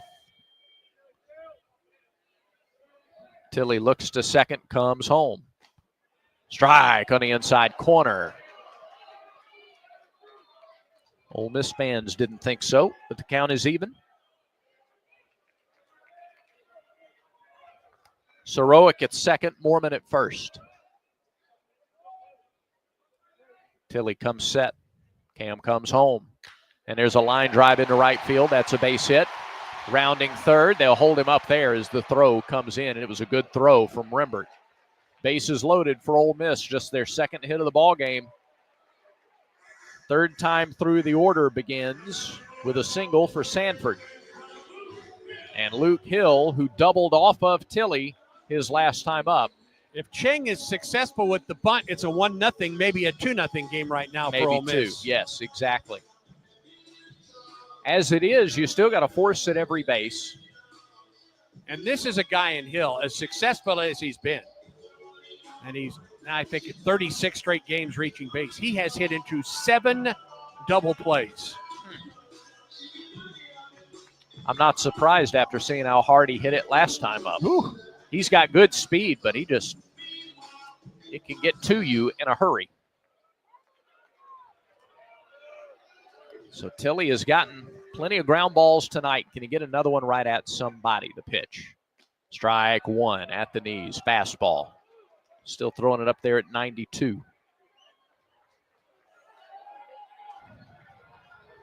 A rebel at every base in a scoreless ball game. 0-1. Bounced up there, blocked by Freilich. Freilich saved a run. A lot of room behind the home plate area. A ball and a strike. Hill 1 for 2. He's driven in 32 runs on the year.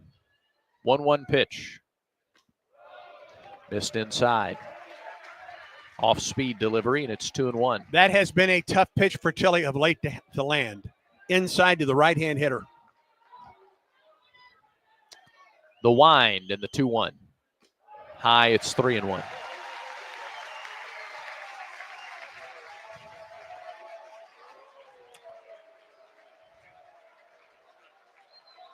Bases loaded, 1 out, bottom of the fifth, no score. Rebels trying to change that. Tilley rocks and deals. And there's a line drive to left. Irish makes the catch. Runner tags from third, and the throw is nowhere close. And Ole Miss takes a lead on a sacrifice fly. It's 1-0. Yeah, that throw for Mike ballooned just a little bit. RBI number 33 for Hill. And the first of consecutive hit batters to start the inning bites Auburn as Soroic comes in to score. Rebels take a lead. It's 1-0. And now runners are at the corners.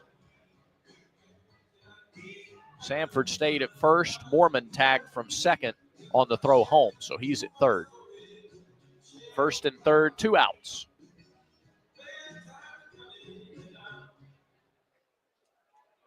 Tilly still in damage control mode here. Trying to get out number 3 in the inning. Infield plays Udemark to pull.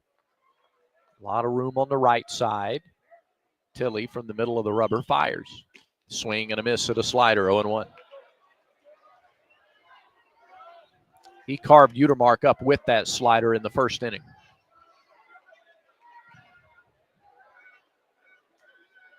'69th pitch of the outing for Tilly. Here it is. Bounced up there. Runner from first heads to second. They throw down. They've got him tied up.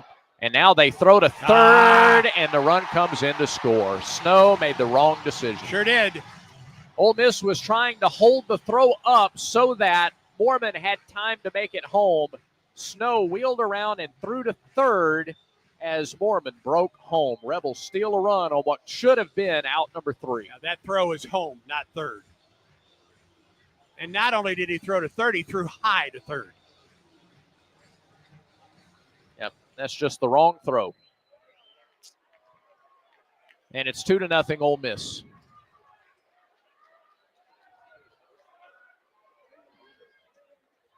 One pitch to Udemark. Swing and a miss. Well, and credit Ole Miss because both of the guys that got on base with the hit batters have come home to score in the inning. Yep. They played through a botched bunt attempt to get them home, too. Yeah. Oh, my goodness. Boy, a game where runs have been at a premium. Base runners have been at a premium. Pitch home. Runner goes from first. Pitch is a called third strike. Udemark just watched it. And the inning is over. But Ole Miss gets 2 runs on 1 hit. No errors and 1 left on base. We're through 5, 2-0. Ole Miss leads it. This is the Auburn Sports Network. From the memories we cherish. Byram waits for the snap to the place. There it is. The kick is up. The kick is good. Auburn wins. 22-19. Oh, my goodness. To the moments that keep us on the edge of our seats. They flip it back to Reed, rolling to his right, throws to the end zone. It's dropped. It's dropped. Auburn wins. Auburn wins. Auburn wins. 43-41. 4 overtimes. Auburn wins. This is your home for every touchdown, title, and thrill. Miles Bobcat behind the back, drove free. Yes! Oh, yes! Yes! Oh, my goodness. For the second time in school history, the Auburn Tigers are Final Four bound. This is the Auburn Sports Network.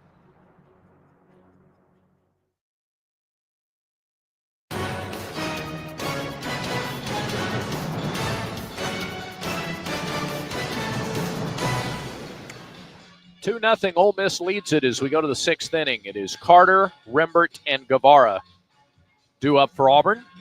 3 right-handed hitters against the lefty Hunter Elliott.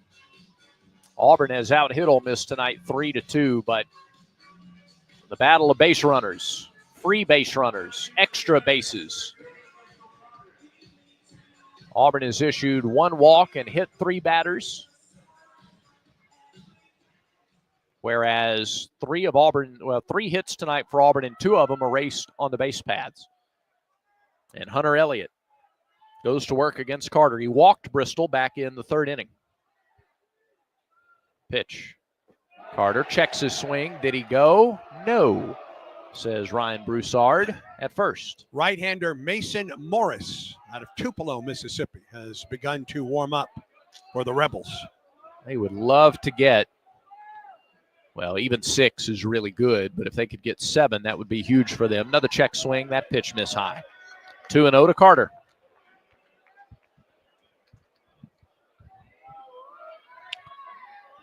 Tigers have not had the leadoff runner on base tonight. Kick in the pitch. That misses low. 3 balls, no strikes. He'd been right around the plate for all 3 of these pitches, Brad. Yeah, he hadn't missed by much, and the crowd is letting the home plate umpire know it. The crowd that's here. Here is the 3-0 There's a strike. 3-1. 89 on that fastball. He has gone, he's thrown fewer fastballs per inning since about the second. Here's the 3-1. And he missed high, ball 4. Carter works a walk to lead off the 6th. Talk about a need for an answer. Ole Miss finally moved the rope a little bit in the tug of war in that bottom of the 5th, and Auburn trying to yank it back. And I guarantee you that Ole Miss is going to pay a lot of attention to Bristol at first base with 13 stolen bases. You're right. We'll see with 2 base runners eliminated by that pickoff move. Does Elliott alter the move? He throws to first. Boy, and it's so close. It is close, and it is tough for Auburn to see it right now. Yeah. Tigers do have 1 stolen base tonight. That was last inning from Snow. Carter dancing around out there. Pitch to Rembert. On the outside corner for a strike. Chris is 0 for 2. He has struck out, fly to right field. Elliott's still out there getting strike 1 most of the time. Carter gets a short lead for him and still draws a throw. He's back standing. You can hear the back coming from the dugout right now for Auburn. Tying run at the plate in Rembert. Nobody out. 0-1 pitch. Pitch clock to 5. Pitch home, way outside. And the hope from the Auburn perspective is that maybe he's paying so much attention to Carter that his timing or concentration is off enough to make a mistake to Rembert. 2-0, Rebels lead. We're in the top of the 6th. Short lead, Carter. 1-1 to Rembert. Pops it back out of play. A ball and 2 strikes to the Auburn right fielder. Auburn has not timed the high fastball yet. Yep. And that was a high fastball. So Rembert digs in.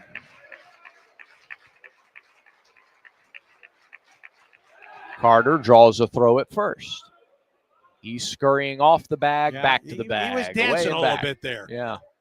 Maybe he's starting to pick up the tells of this guy. Snow was able to swipe a bag last inning. Here's the 1-2 pitch to Rembert. Nope. Instead, another throw to first. He nearly threw that one away. Furness had to reach across to get it.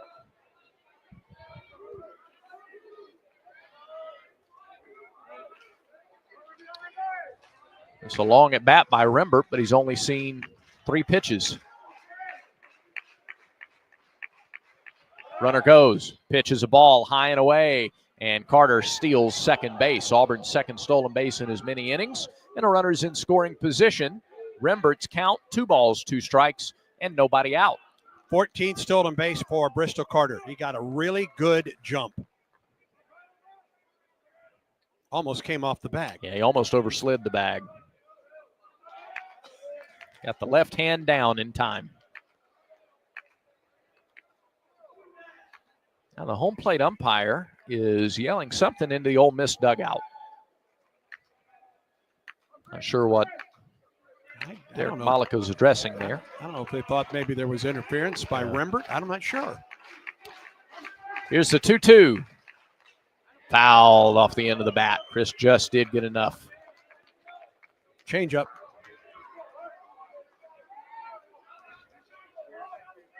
Guevara waves a bat on deck. Opportunity for the Tigers here to get at least one of those 2 runs back. Trail 2-0.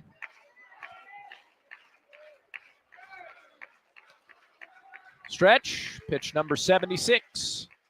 Swung on and missed. Change up. Don't often see Rembert strike out twice in a game. 1 away in the 6th inning. I don't think that's a strike either. I think it's off the outside edge, but it is. Auburn hasn't been able to lay off that pitch much tonight. Correct. Especially right-handed hitters. Elliott doing more of what he's done for the last month tonight. His location has been very good. Here's Guevara. Runner at second, 1 out. Guevara takes it high, ball 1. Eric has struck out and flied to right. Morris continues to work in the bullpen for Ole Miss. The lefty, Myers, halted right now in the Auburn pen. Carter, the runner at second. 1 out in the 6th pitch. Called strike at the belt, and it's 1-1. I don't believe that Guevara thought that was even at the belt. Spin, throw to second, Carter back standing.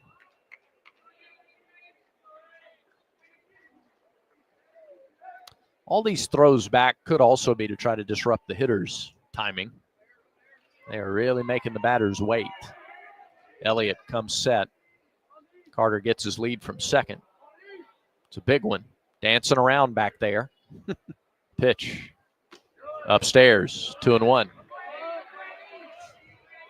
I mean, he looks like he's doing shuffle drills off the bag at second. See if Udemark tries to sneak in there behind him again from second base. 2-1 pitch to Guevara. Pitch, missed low. He flinched, but didn't come close to swinging. And it's 3-1. All right, Eric. Go hunting, big boy. Irish on deck. Hitters count for Guevara. Elliott's 81st pitch of the game. On the way. On the inside edge for a strike. Inside corner and then some. And it's 3-2. This is one of the larger strike zones we have seen this year, too. Wow. Now, full count with 1 out. Getting change. Pitch to Guevara. Not yet. They'll turn and throw to second. A little lob back towards second base. And a reset for everybody. 2-0 Ole Miss. Carter. Great speed at second. 3 balls, 2 strikes to Guevara. Carter, huge lead. And again, they throw back to second.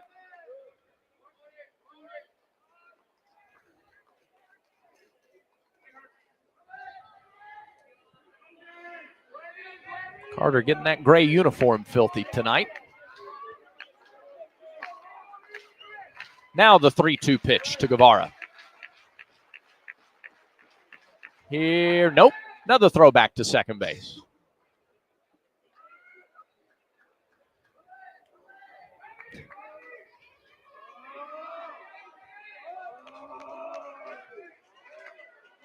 Series opener. Lot on the line. Pitch home. Flied right field. Long run, and he made the catch. He got there in time, did Mormon, for the second out. Got it in on the hands. Guevara with enough power to get it out there in the air, but it held up too long, and Mormon came to make the catch, and there's 2 away. Mormon was in a couple steps as well. That helped. So that's 2 outs. Auburn had Carter at second with nobody out. He's still there with 2 down. And Ike Irish to the plate. Ike has put it in the air twice. A fly to center and a bloop single that was misplayed a little bit by the center fielder and the shortstop. Now, infield is in for a meeting on the mound. Yeah, pitching coach is out as well. For the Rebels, got one of the best hitters in the country at the plate. You got first base open. Yes. But you got Cooper McMurray, who's been swinging the bat well of late, behind Irish. Ike would also be the tying run. Do you put the tying run on base in the 6th? Ole Miss with 2 in the bottom of the 5th. Auburn with a man on and 2 outs here in the 6th. 2-0. Rebels lead it.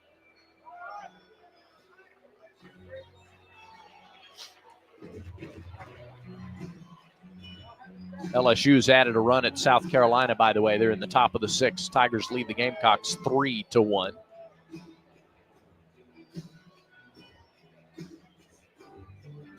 Meeting on the mound is over. Irish steps in. Let's see how they choose to attack Ike, or if they choose to attack him. First pitch to Irish.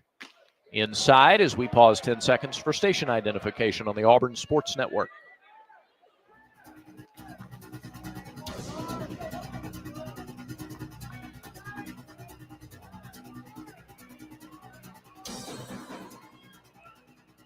One ball, no strikes. Pitch to Irish.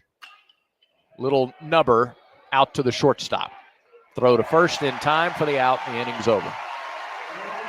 Auburn had the leadoff man at second base with nobody out, and the Tigers are turned away. No runs, hits, errors, one left. Go to the bottom of the sixth. It's 2-0 Ole Miss. Auburn baseball continues in a moment. I like what I like, and I do what I want.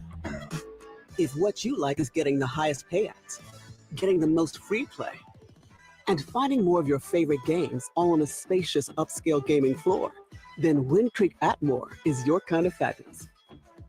No matter what fabulous means to you, you'll find it here. Wind Creek Atmore. Gambling problem? Call 1-800-GAMBLER.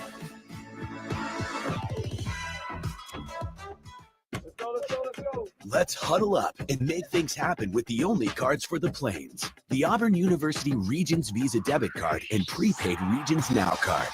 They're a win for your wallet and a big war eagle, whether you're purchasing stuff for game day or every day. Want to go all in on confidently showing your Tiger pride? Order your card now at regions.com/go Tigers.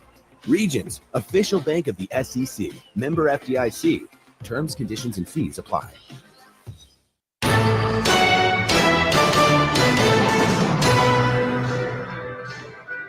2-0 Ole Miss on top. As we go to the bottom of the sixth, Rebels have the middle third of the order due up. Furness, Fawley, and Humphrey. If you're just tuning in, Ole Miss got its runs last inning. The first two hitters of the inning were hit. They botched a bunt attempt, got a single from Sanford to load the bases, and then a sacrifice fly from Luke Hill to bring in the first run. They got into a rundown, and Auburn misplayed the rundown. Eric Snow threw it to third base behind the runner, Mormon, who came home to score. And so Ole Miss is taking advantage of free base runners and free bases tonight.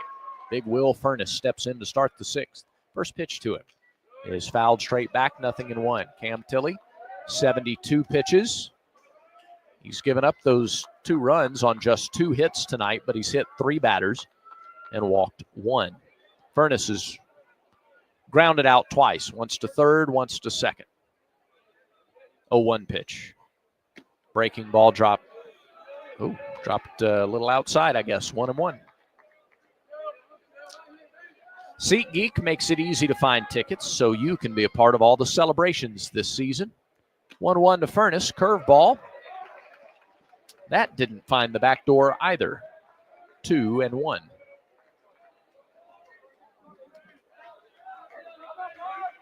Carson Myers loosening again in the bullpen. The pitch grounded right side, base hit.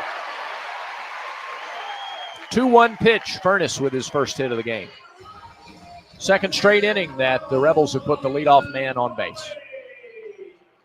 And now here's Austin Fawley. Whether you're buying or selling tickets, SeatGeek is the place to do it. SeatGeek's the official ticketing partner of the Tigers. Expect the expected with SeatGeek. As a pretty good pitch from Tilley. It was over the plate, but it was down. It's the kind of pitch that we've seen Chase Fralick hit a pretty good bit this year. Credit Furness, he just went down to get it. Fawley, the batter. He's been hit by a pitch and he struck out. First offering, slider off the plate. Zone's tightening up a little bit, 1-0. It's moving, that's for darn sure.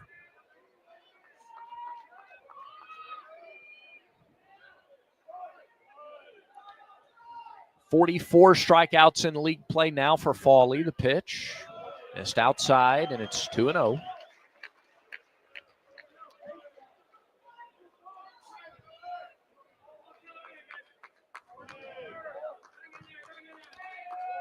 Tilley trying to get through the sixth. Stretch pitch. Swing and a miss at a beautiful changeup. Fawley tried to wait that one out and was still early. Do not make a mistake pitch to this guy because he can double the lead in a swing. Yep. 16 homers leads the team. Nobody out, runner at first. Tilley's pitch. Ground ball, base hit up the middle. Carter comes to get it. Stopping at second is Furness, and they're at first and second with nobody out. 2 straight hits on 2 straight 2-1 counts. And that may be the end of the day for Tilley. Everett Tiefert out on the top step. I think he was trying to get to the outside corner there on Fawley, and it just didn't get there. So Tilley's night likely done. With Isaac Humphrey, the center fielder, coming next. Yep, there's the call. It's to the lefty. Carson Myers, veteran left-hander, on his way in for the Tigers as Auburn makes an Alabama Power call to the bullpen. This is Coke Zero Sugar. Could I be the best Coke ever? Try and taste with your ears. Hear those bubbles? Imagine them tingling on your tongue. Fizzy deliciousness. Listen to that cascading liquid. A mouth-watering waterfall. Irresistibly tasty. Zero sugar. Crisp, refreshing, and ice cold. Is Coke Zero Sugar the best Coke ever? Try and decide. Tigers go to Carson Myers, senior left-hander, 6'3", 213 from Bowling Green, Kentucky, and the transfer from UAB. Myers comes on for the Tigers. Been really good out of the pen. 2-2 on the year, 3.49 earned run average. This will be his 19th appearance of the season and his 18th in relief. 3 saves for Myers. 38 2/3 innings, 17 runs, 15 earned, 38 hits. 48 strikeouts, 7 walks. He's given up 5 homers, and opponents are hitting .255 against Carson Myers. 2-2 on the year in the SEC, a 3.13 ERA. This will be his 12th league appearance. 9 runs, 8 earned on 23 hits and 23 innings. 33 strikeouts, 4 walks, 4 homers, and the SEC hitting .256 against Carson Myers. Cam Tilley, 5 innings tonight. 2 runs, both earned on 4 hits, 5 strikeouts, a walk. He hit 3 batters, threw 79 pitches, 47 for strikes, and he is responsible for Furness at second and Frawley at first. Nobody out in the 6th as Auburn tries to keep the lead 2-0 for Ole Miss. On the Yellowwood scoreboard, South Carolina has tied the game with LSU. They're in the bottom of the 6th, 3-3 in Columbia. Mississippi State blowing out Missouri in Columbia, 11-0. They're in the top of the 6th there. It's a 2-run game in Nashville. Kentucky 7, Vanderbilt 5, top of the 6th. A 1-run game in Gainesville, Alabama 6, Florida 5.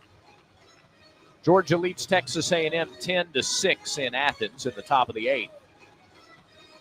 And then a pair of 2-1 games where the home team has the lead. Oklahoma over Texas in the 5th, and Arkansas over Tennessee in the 4th in Fayetteville. Carson Myers last pitched in game 2 of the South Carolina series, the first game of the doubleheader. He went 2 innings, gave up 2 hits, and 1 walk. No runs, no strikeouts. He threw 28 pitches 6 days ago.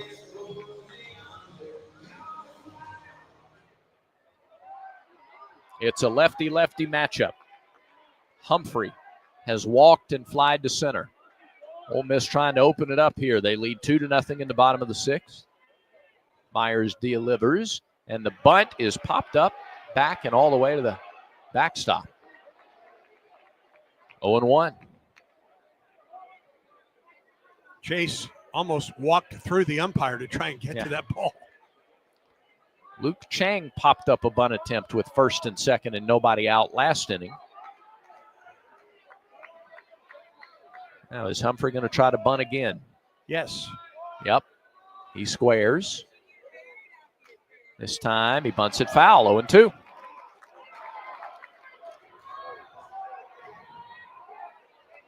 Carl Nonemaker is out, given some defensive instructions. Tells Eric Guevara to back up at third, and he does. 2 strikes to Isaac Humphrey. Runners first and second, nobody out. Pitch clock is at 11. Myers to the plate. Misses low. 1 ball, 2 strikes.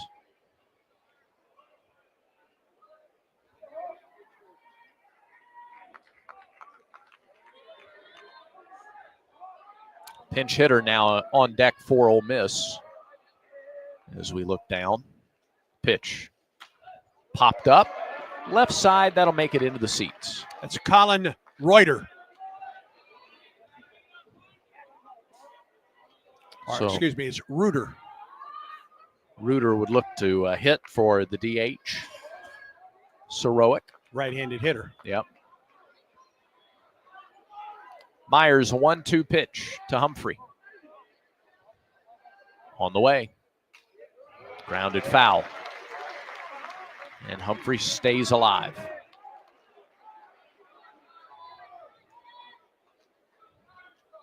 Tigers trail 2-0, trying to keep it there with nobody out in the 6th.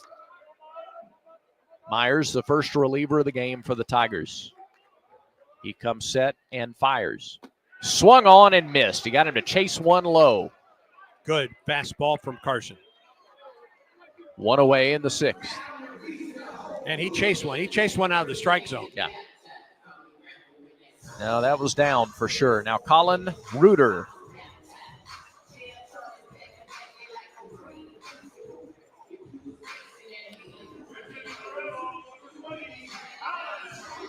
Andy mentioned he's a right-handed batter. He has started 12 games. He's batting .324, 11 for 34, 3 homers, 5 RBIs. First pitch to him. Strike 1 on the inside corner. In league play, he's 6 for 19. That's a .316 average. He's made 9 starts in the league. A couple of homers, 3 driven in against SEC pitching. 0-1 from Myers. A little bit low. A ball and a strike.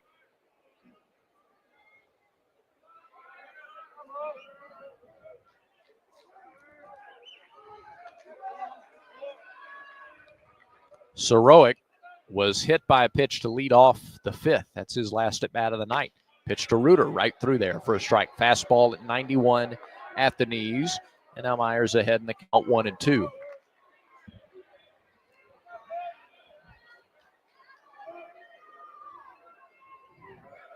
Mormon on deck.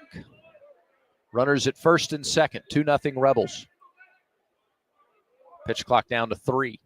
The pitch. Popped up right side. Long run. McMurray. It falls in fair territory.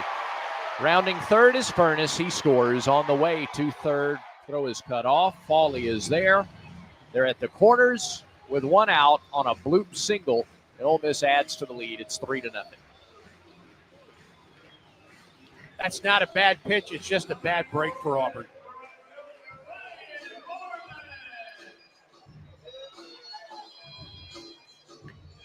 Second straight inning, Ole Miss is able to get the first 2 runners on base. And last inning, both came around to score. This inning, the first has scored. The other is at third. 1 out. Mormon was hit by a pitch and scored last inning. He hit it hard, but right at Guevara at third his first time tonight. And the first pitch misses high, ball 1. Gotta keep this thing within shouting distance if and when you get into the Ole Miss bullpen. 1-0 pitch to Mormon.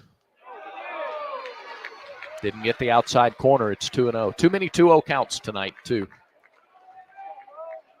That's been one of the other differences. Ole Miss hitters have faced 2-0 counts, and Auburn hitters have not faced a lot of 2-0 counts tonight. Myers delivers. And there's a line drive on a hop past Fabian. And into left center field, another run scores. Throw comes into second. They're at the corners with one out. It's 4-0 Rebels.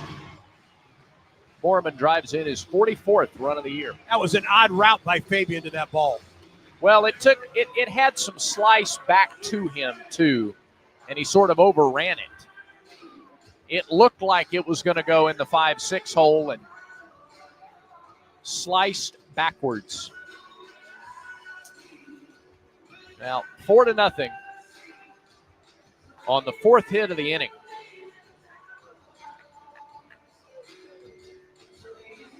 Reuter to third. And Luke Chang, the hitter, as Freilich goes out to talk to Myers. Twice tonight, Ole Miss has put the first two batters on base. Yep.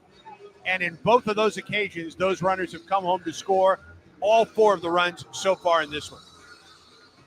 Auburn, on the other hand, had a runner at second base in the top of this inning and nobody out with the top of the order up and never moved him past second base. Yep.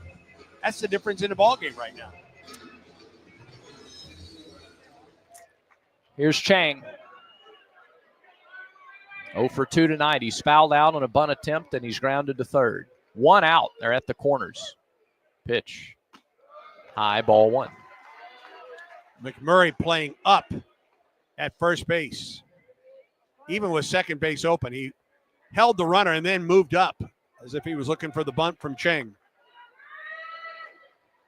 Chang has driven in 16 runs this season. Again, McMurray sneaks in the pitch.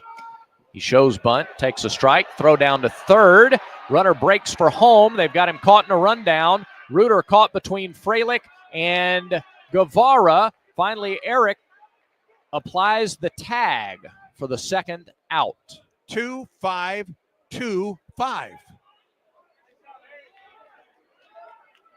Ole Miss tried to get Auburn in that rundown. Well, no, I don't think it was that. I think he broke. I think Reuter broke from third way too far when Chang showed bunt. Pitch was a strike. The scoreboard's incorrect. It's Right. 1-1. Mormon did take second in all of that, so he's down there, but now two are out. Scoreboard says one, but there are two outs. Pitch. Swing and a miss, a ball and two strikes. Back-to-back innings with the first two runners getting on base. All four scored. 4-0 Ole Miss, bottom of the sixth. Myers delivers. Fly ball, right side, up the line. Rembert gives chase, but that lands in foul territory. Still a ball, two strikes. We were scoreless until the bottom of the fifth. Rebels with two in the fifth, two here in the sixth.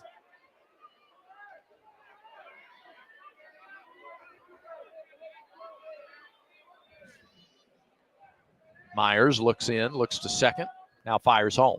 Swung on and foul tipped into the mitt. 4-3. And that is the end of the inning. But Ole Miss gets 2 runs on 4 hits. No errors, and they strand 1. We're through 6. It's now Ole Miss 4 and Auburn nothing. This is the Auburn Sports Network.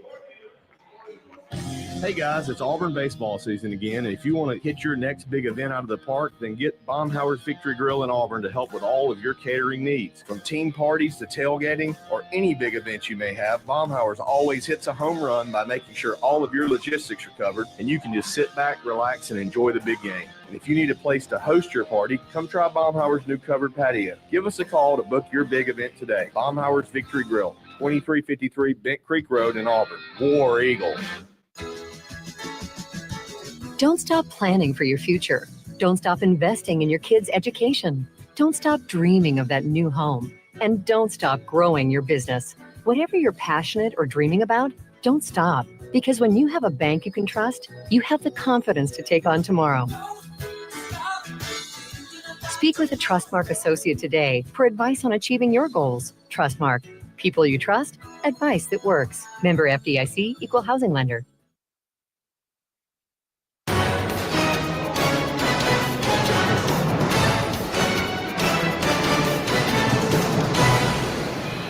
We go to the 7th. Hunter Elliott has been as good as he's been all season. He has limited Auburn to 3 hits.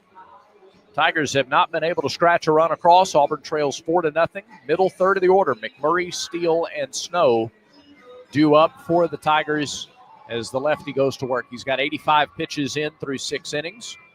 And we'll turn things back over to the voice of the Tigers, Andy Burcham, to lead a dramatic Thursday night comeback on the road. 84 pitches for Elliott as this inning begins. Right-hander Will McCausland, one of their top bullpen pieces, has started to throw in the Rebel bullpen. It will be McMurray, Steele, and Snow for Auburn in the 7th.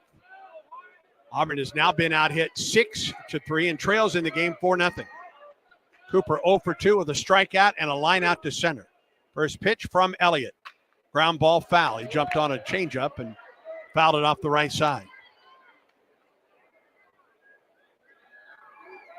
Auburn has had runners in scoring position in the last 2 innings, but have been unable to get that runner past second base. Winding the pitch. Ground ball foul again off the front of the Ole Miss dugout. Ole Miss, on the other hand, in the last 2 innings has been able to get the first 2 men on. In the 5th, it was back-to-back hit batters. In the 6th, it was back-to-back singles. And those 4 men have come home to score for the Rebels, and that's the difference in the game, 4-0 Ole Miss. 0-2 to McMurray. That one missed outside, a ball and 2 strikes.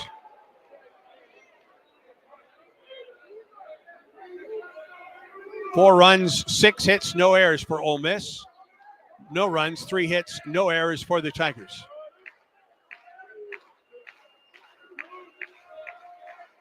Here's the wind and the pitch. Inside. McMurray had to jump back from that fastball at 89.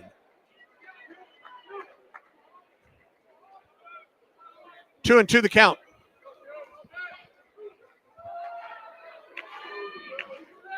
McMurray, Steele, and Snow for Auburn trying to fight back from a 4-0 deficit here in the 7th. 2-2 pitch. Just missed inside. Frankly, I'm not sure it did, but it was called ball 3.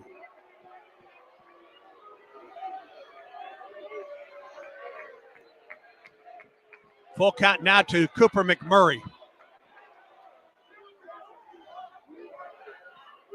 Elliott, the wind in the pitch. Strike 3 call.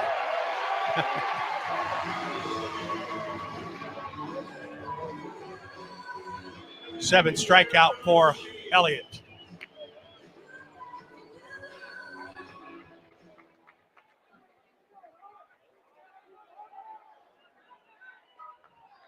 Here is Lucas Steele. 0 for 2. He has flied to center and struck out swinging. The wind in the pitch. Elliott to Steele, who pops it up the right side, foul ground, and that'll get out of play.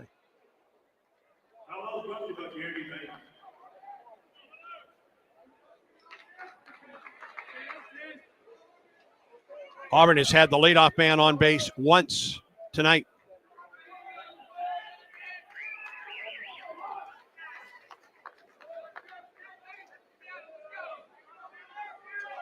One out, nobody on for Auburn. 0-1 pitch to Steele. Here it is. Inside, maybe a little high. A ball and a strike to the Auburn DH. Batting right-handed against the lefty, Hunter Elliott. Eric Snow on deck for the Tigers, trailing 4-0 in the 7th. Here's the pitch. Change up, swing and a miss. That, I believe, has been his best pitch tonight. It has been his most successful pitch tonight.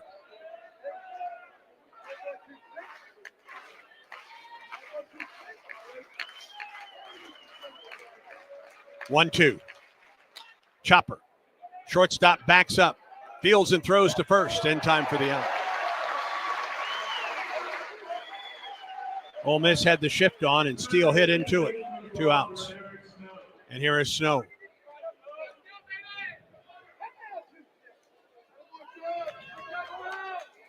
Eric with one of Auburn's 3 base hits on the night. He singled with 1 out in the 5th.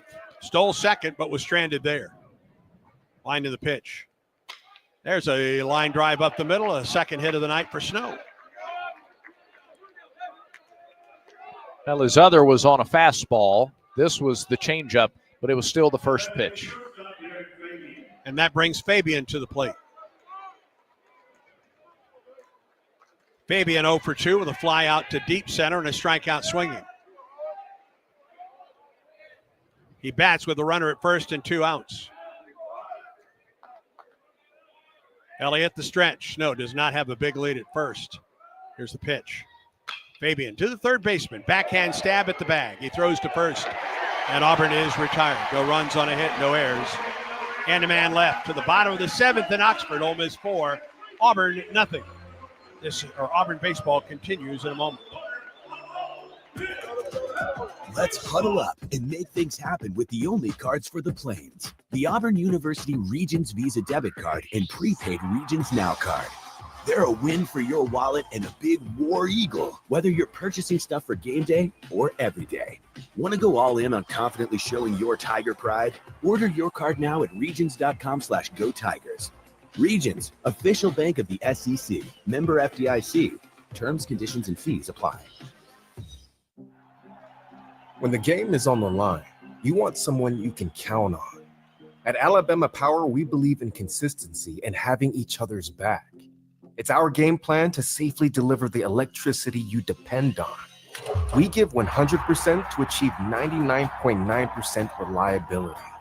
Learn how we power a better Alabama at alabamapower.com/reliable. Alabama Power is a proud supporter of the Auburn Tigers. This game recap is presented by Regions Bank. Regions is a proud partner of Auburn University and the official bank of the SEC. All right, here's the recap. Hunter Elliott has been magnificent tonight for Ole Miss. He's shut out Auburn through 7 innings on just 3 hits. For Ole Miss, the Rebels in the last 2 innings have been able to get the lead off the first 2 men on base. In the 5th, it was 2 hit batters. In the 6th, it was back-to-back singles. And those 4 runners are the only ones that have scored. Auburn trails 4-0. Carson Myers back to work. And the 7th, he will get the top of the order for Ole Miss. And Auburn baseball brought to you in part by East Alabama Health. Their team of first responders proud to provide first aid care at Plainsman Park in every Auburn Athletics home event.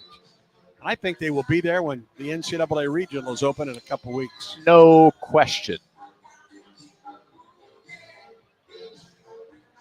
Top of the order, Sanford, Hill, and Utermark. I think you look at Auburn hosting. Auburn is in a safe hosting position. But this weekend in the SEC tournament might have something to say about national seeds. First pitch to Sanford. Up the middle to Fabian. Not hit hard and up and over his arm and into center field.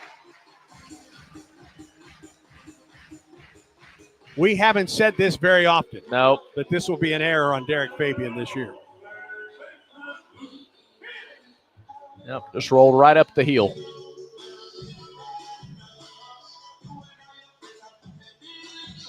Just his 4th error of the year.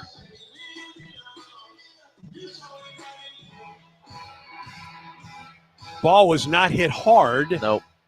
He had to charge it. And I don't know if he looked up to see what kind of throw he had to make, but it just it bounced up his arm. That'll be it for Carson Myers. Auburn makes a Yellowwood call to the bullpen. I believe for John Armstrong. The bullpen door is open. There comes John. Okay. So Armstrong on for Auburn on this Yellowwood bullpen call. Yellowwood knows that a 5-star backyard is the place to make lasting memories, like roasting marshmallows on a cool fall night. That's it. Turn it nice and slow. Get it toasted all. Oh, no, it's on fire. Oh, you want it on fire. Okay, that's a choice, I guess. Crunchy. For 5-star backyards and the most memorable experiences, Yellowwood brand pressure-treated pine. If it doesn't have that yellow tag, you don't want it. John Armstrong is on, 5'11", senior right-hander out of Marietta. Armstrong is 2-1 in 16 appearances. 16 appearances, second most on the team. He's 2-1 with a 5.59 earned run average, 19 and a third innings, 28 hits, 14 runs.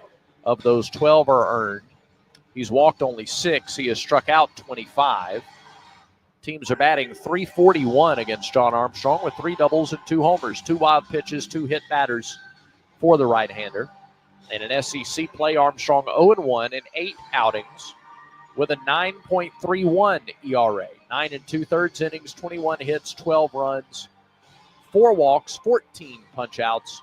SEC batters are hitting .457 against Armstrong. 2 doubles, 2 homers. Carson Myers an inning, 2 hits, 2 strikeouts, 19 pitches, 14 strikes.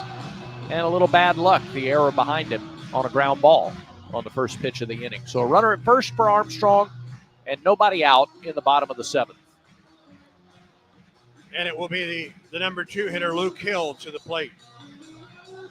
1 for 2 on the night with a double that deflected off the pitcher, Cam Tilley, into right.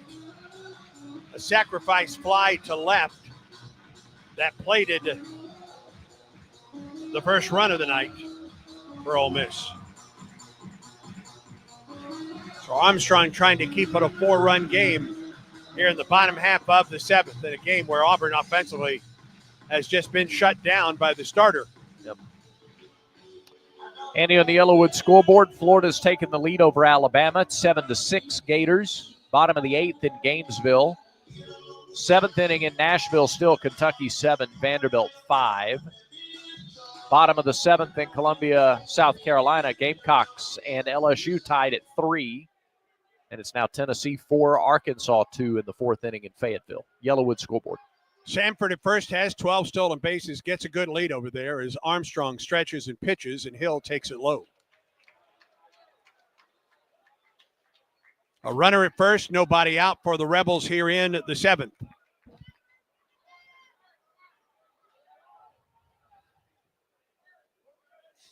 Stretched by John Armstrong. And the pitch, Hill. Took it outside, ball 2.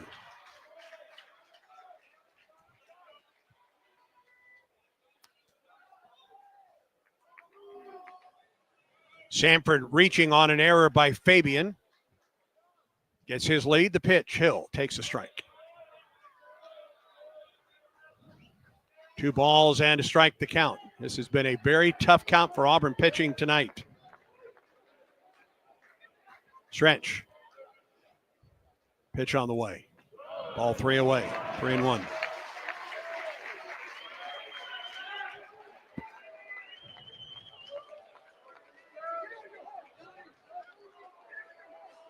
Now 3-1 the count to Hill. Armstrong, the pitch. Hill takes strike 2 on the inside corner. Hill was already across the left-handed batter's box on his way to first base.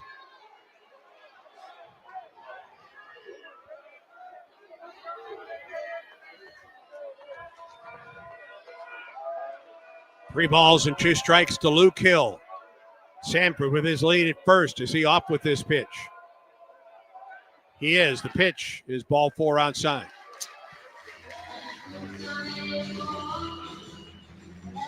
Just the 7th walk this year for Armstrong. And another free base. It's 2 free bases on the error in the walk to start the inning. You just can't keep giving teams base runners on a night where your own offense has been hard to come by. All right, here's Udemark. First and second, nobody out. 3rd straight inning that the Rebels have put the first 2 men on base. Pitch. Missed the inside corner. In the 2 previous innings where they've had the first 2 men on base, those runners have come home to score. Yep. They're not trying to bunt them over here. Not with Udemark. Nope. Stretch and pitch. All the way to the backstop. They don't need to. Runners are at 2nd and 3rd on the wild pitch by Armstrong.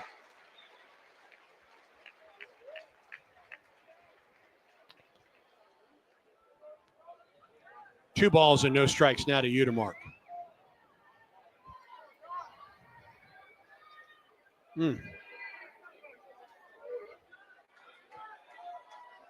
Sanford at third and Hill at second, and nobody out for the Rebels. Trying to add to a 4-0 lead here in the 7th. Stretch in the pitch. Swing and a miss and a slider. Well outside, 2 balls and a strike.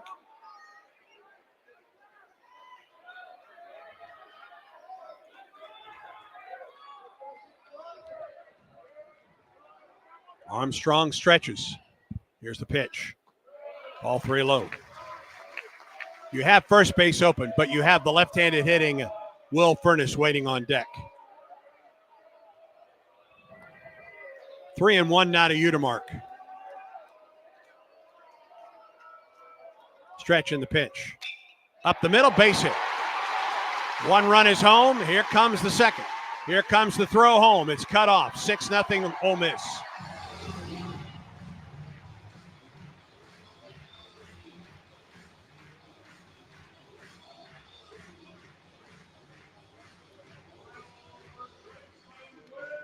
There's nothing overly complicated about this. 2 free base runners to start the inning, and then a hitter's count to a good hitter, a veteran in Utermark. Pitch might have been a little under the knees. It's not the worst pitch, but 3-1. He had a specific area, specific zone he was looking for. He got a pitch in that zone and cut the field in half. And that'll be it for John Armstrong. Auburn will go to a left-hander coming out of the pen. Jackson Sanders. 6-0 Ole Miss on top. We're in the 7th as Auburn makes the Conecuh sausage call to the bullpen. This is Coke Zero Sugar. Could I be the best Coke ever? Try and taste with your ears. Hear those bubbles? Imagine them tingling on your tongue. Fizzy deliciousness.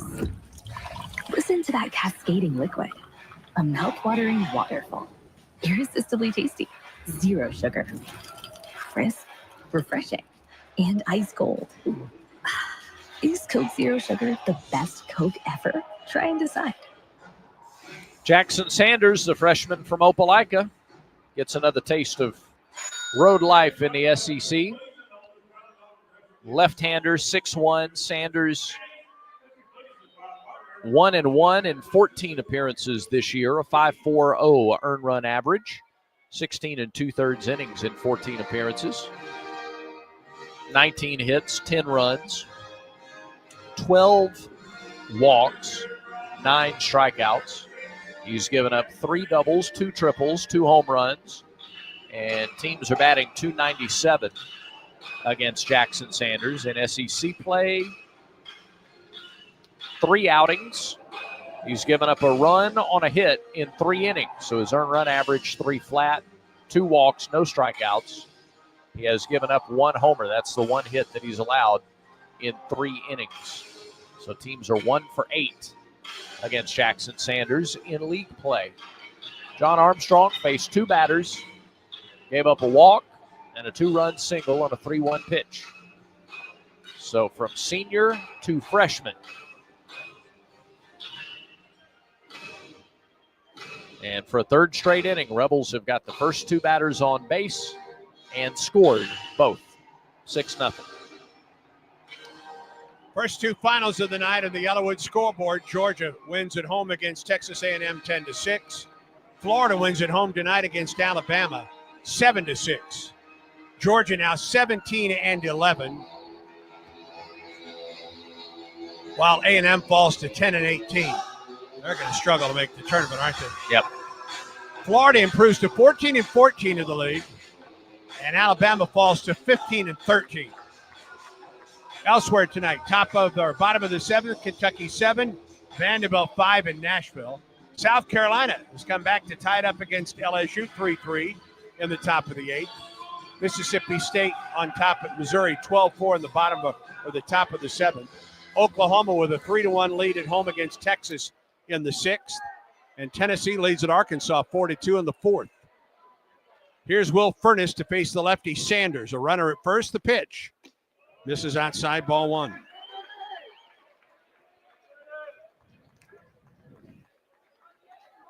$6-0 Ole Miss on top. 2 in the 5th, 2 in the 6th, and 2 more here in the 7th. Nobody out. The runner at first. Pitch on the way. Furnace, left side, backhand play. Nicely done Fabian, but it rolls out of his glove, and he has no play. He keeps you to mark at second base there. Would have been a tough play to throw out Furness, but slim chance turned to no chance when it squirted out of the glove.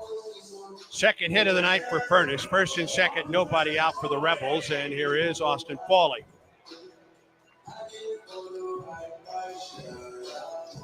Reminder to you, we've got Auburn softball tomorrow. The Tigers in the first round of the NCAA tournament down in Tallahassee. Auburn will play South Florida at 11 tomorrow morning. First pitch to Fawley from Sanders. This is inside, ball one. Britt Bowen with the call from Tallahassee tomorrow at 10:45 on Weagle, 91.1 FM, and the Auburn Tigers app. 1-0 to Fawley. Here it is. Ball two inside.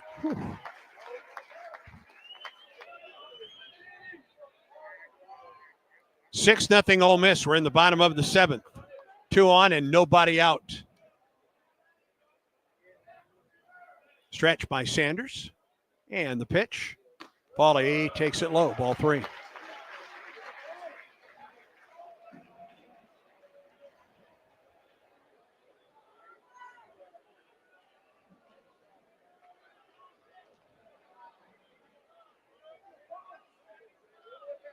Sanders, the fourth pitcher of the night for Auburn.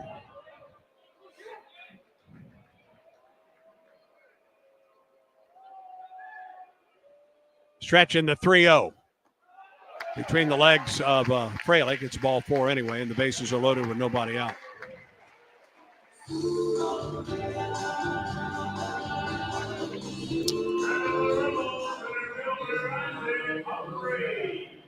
Well, with nobody out, Humphrey coming to the plate, he would be the game-ending run.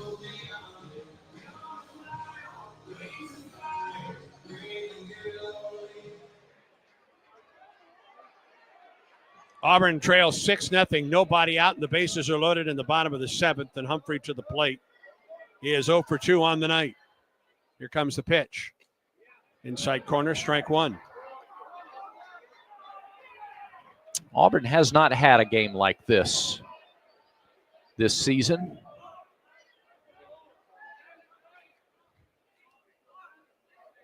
Oh, and 1 the count. The pitch to Humphrey.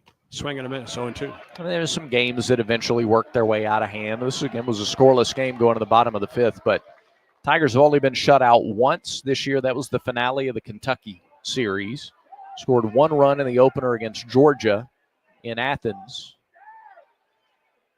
0-2. Humphrey swings and misses. Up, got a piece of it. And then that got a piece of Freilich.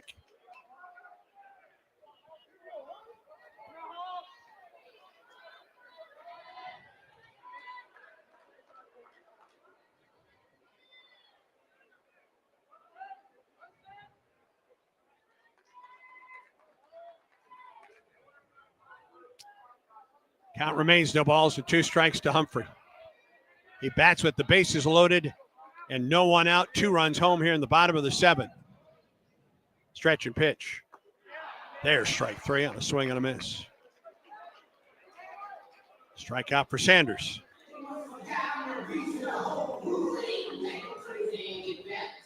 That was good. He didn't give in there, didn't give up too much of the plate, made Humphrey chase down into zone. 1 out, now double play gets you out of the inning. And here's Colin Reuter. A pinch bloop single to right back in the 6th. And don't think he will face Jackson Sanders as Everett Tieford heads to the mound and a right-hander warming up in the pen. Ben Shore. Ben Shore is throwing. He would be a right-hander against this right-hander Reuter. And they may wait for the home plate umpire to come out before they make this move. I think Shore's ready, though.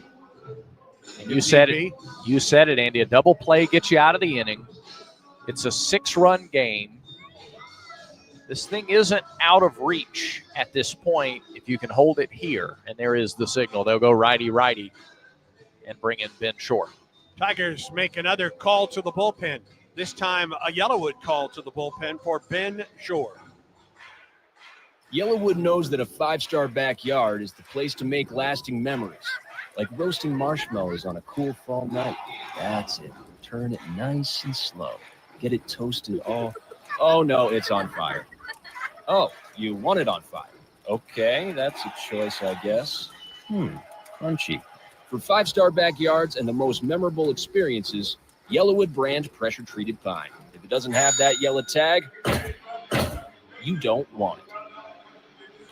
Ben Shore, redshirt senior from Columbus, right-hander, is on for the Tigers. He's on for the 8th time this year. 1-0 with a 5.87 ERA, 7 2/3 innings, 9 hits, 5 runs allowed. He's walked 3, struck out 11 in 7 2/3 innings. Batters are .290. They're batting .290 against Ben Shore. A couple of doubles, a triple, a homer, 1 wild pitch. In SEC play, Shore 3 appearances, 3 innings, 2 runs, 4 hits, 2 walks, 4 strikeouts, a double and a homer. SEC hitting .308 against Ben Shore, no record, and an earned run average of 6. Jackson Sanders gave up a single, a walk, and then he struck out Humphrey. Bases loaded, 1 out. And Shore is on, and looks like Ole Miss is going to send a pinch hitter to the plate. This looks like number 12, Campbell Smithwick. They're going to go righty on lefty here. Yep.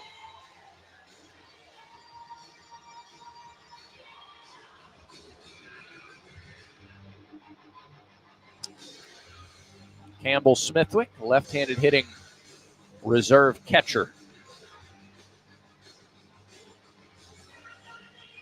Smithwick is hitting .229. He has 3 homers and 15 runs batted in. If he hits his 4th homer of the year, this ball game's over. 6-0, the Rebels lead it, 1 out in the bottom half of the 7th.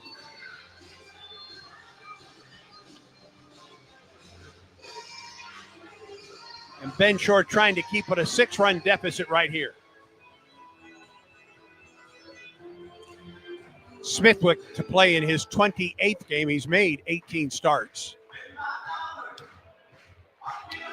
A couple updates on the Yellowwood scoreboard. LSU has reclaimed the lead at South Carolina. It's 5-3. They're in the bottom of the 8th there. And Missouri is trying. They're trying to claw their way back into it. They've scored 3 in the bottom of the 7th. It's now Mississippi State 12, Missouri 7 in the 7th inning on the Yellowwood scoreboard. Scoring runs has not been the biggest problem for Missouri. Right. It's preventing runs. All right, here is Smithwick at the plate. Left-hander against the righty Shore, the pitch. First pitch, a strike. Now you're going to get on the home plate umpire.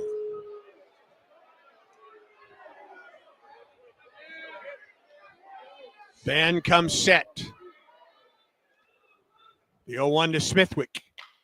Up the left side, just foul behind the third base bag. That would have played it a couple. Yep. As it is, Shore now with an 0-2 count. A little leverage here. And he's gone off speed, off speed. Mm-hmm. Does he do that for a third time, or does he try and bust him with a fastball? Ben gets his sign and comes set. 0-2 pitch. Fastball.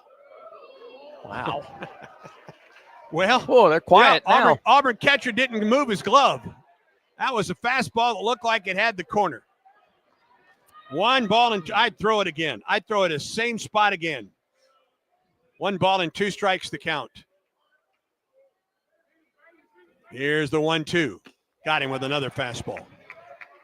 93 on that heater from Shore, 2 outs.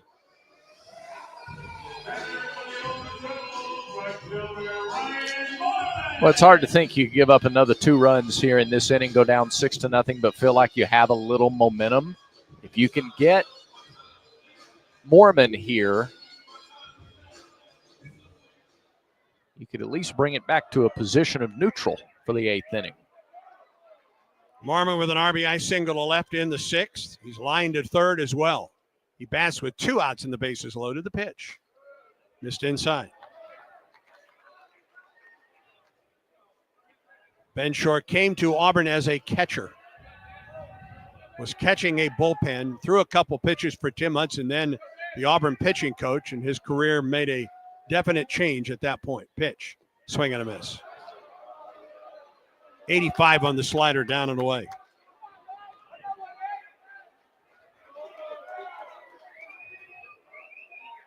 Went through Tommy John surgery.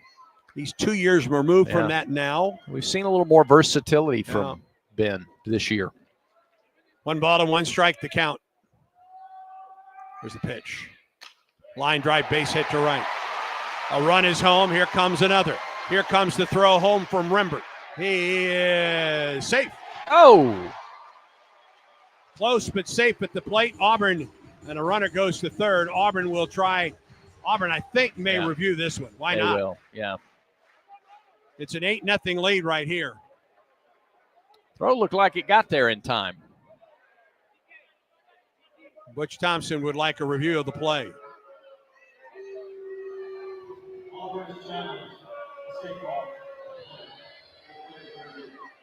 I'm not sure he ever got his foot to the bag before, or to the plate before the run scored, or before the tag, excuse me. Fralick immediately signaled for the review. See what kind of angles they have. We've seen one on the TV, on the telecast so far. From third base, and that gives you no angle whatsoever. None. The home plate camera's what you probably need.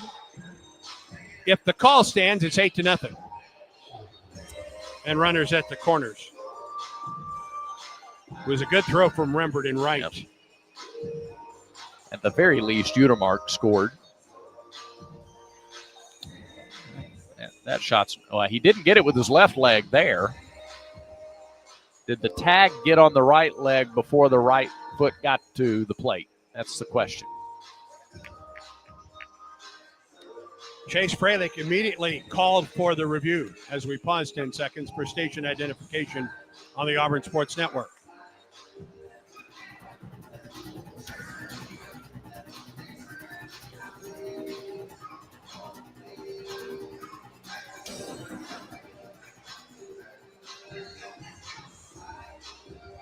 TV has not shown the home plate camera view of this yet. Surely they have that. I would sure hope that there is a better view than what we've seen thus far. Yeah, the third base camera is not going to give you an angle. I'm not sure why you wouldn't show the home plate cam if you have that. But I'm no TV producer. Replay reviews are brought to you by Jackson Services. There we go. He didn't get the plate there. Yeah, the front foot did not get the plate. The question is, did the tag applied to the trailing? And they're still waiting. Who's making this call? I think they're still waiting on Birmingham. Derek Malika is the crew chief. He ruled or reviewed the earlier one, and now we get the call. Yeah, of course. It's 8-0.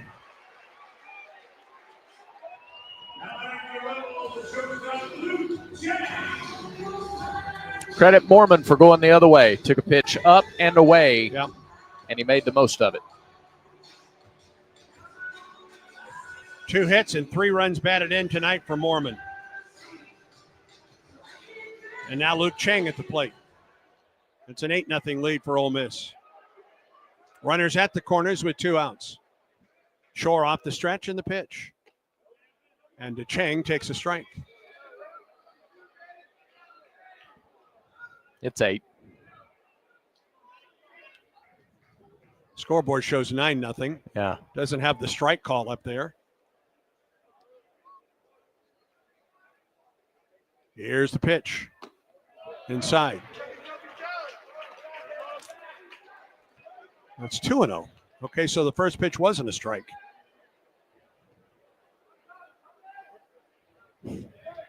Huh. Shore comes set. And the pitch. Ball 3 low. And you're now threatening to put the game-ending runner down at second base here in the 8th inning, or 7th inning, excuse me. 3-1 now to Chang. As Ole Miss has sent 9 to the plate thus far and scored 4 more runs in the inning.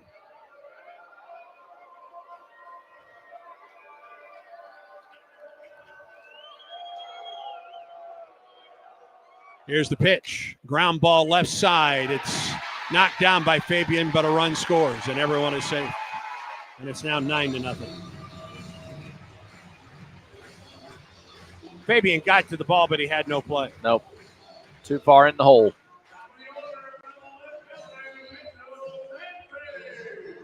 And now Mitchell Sanford can end it with a base hit right here. Mormon now at second. Chang at first. 2 outs in the inning. 5 runs home in the inning for the Rebels. And it's a 9-0 lead for Ole Miss. Shore comes set. Here's the pitch. Popped up, left side, foul ground, but that'll get out of play. Fralick gave chase, but it lands on top of the screen. Through 7, Auburn has been shut out tonight on 4 base hits.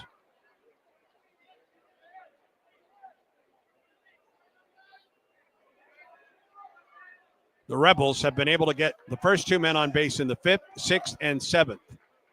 All 6 of those runners have come home to score. Ole Miss has added 4 more runs in this inning to lead now 9-0. The pitch. It misses low. 1 ball and 1 strike.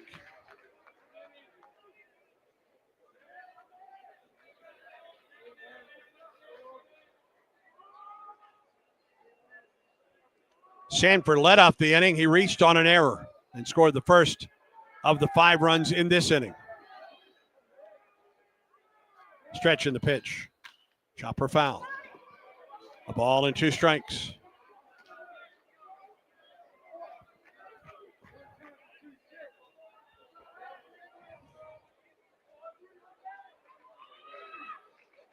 Auburn just trying to get this to the top of the 8th, trailing 9-0.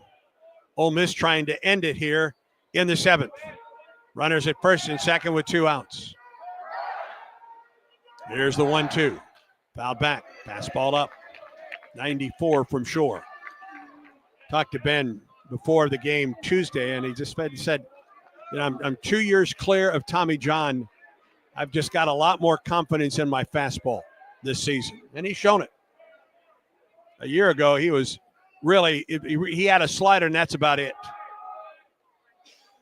He's ahead of Sanford, a ball and 2 strikes. The pitch. Down and in, gets away from Fralick, and the runners move up to second and third.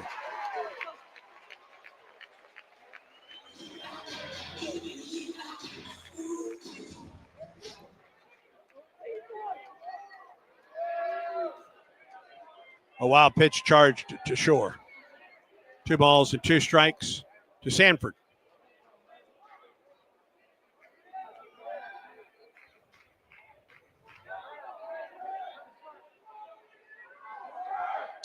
Mormon at third and Chang at second. Chang's run means nothing right here. Stretch in the pitch. Ground ball to McMurray. He'll take it to the bag, and we will go to the 8th. 5 runs in the inning for Ole Miss. A benefit on an error, a couple base hits, and the Rebels lead at 9-0. This is the Auburn Sports Network. Hip pain is not to be taken lightly. It could be a sign of hip impingement. If pain, stiffness, or limping persists, see a hip specialist at the orthopedic clinic. Treatment includes non-surgical options, but if surgery is needed, minimally invasive arthroscopic hip surgery is only available locally at the orthopedic clinic. Don't wait. Schedule an examination today. Call for an appointment, 334-749-8303, or visit theorthoclinic.com. Big eating in Auburn and Opelika means Big Mike Steakhouse, famous for high-quality steaks cooked to perfection on an open-fire grill served in a relaxed, rustic atmosphere. It's happy hour at Big Mike's every Wednesday and Thursday from 4 to 6 and half off select appetizers, draft beer, and well drinks. And don't forget, a Big Mike's gift card will always be the perfect gift for Big City Steak in your hometown. It's Big Mike's Steakhouse in Auburn at Shigjordan Parkway and Wire Road.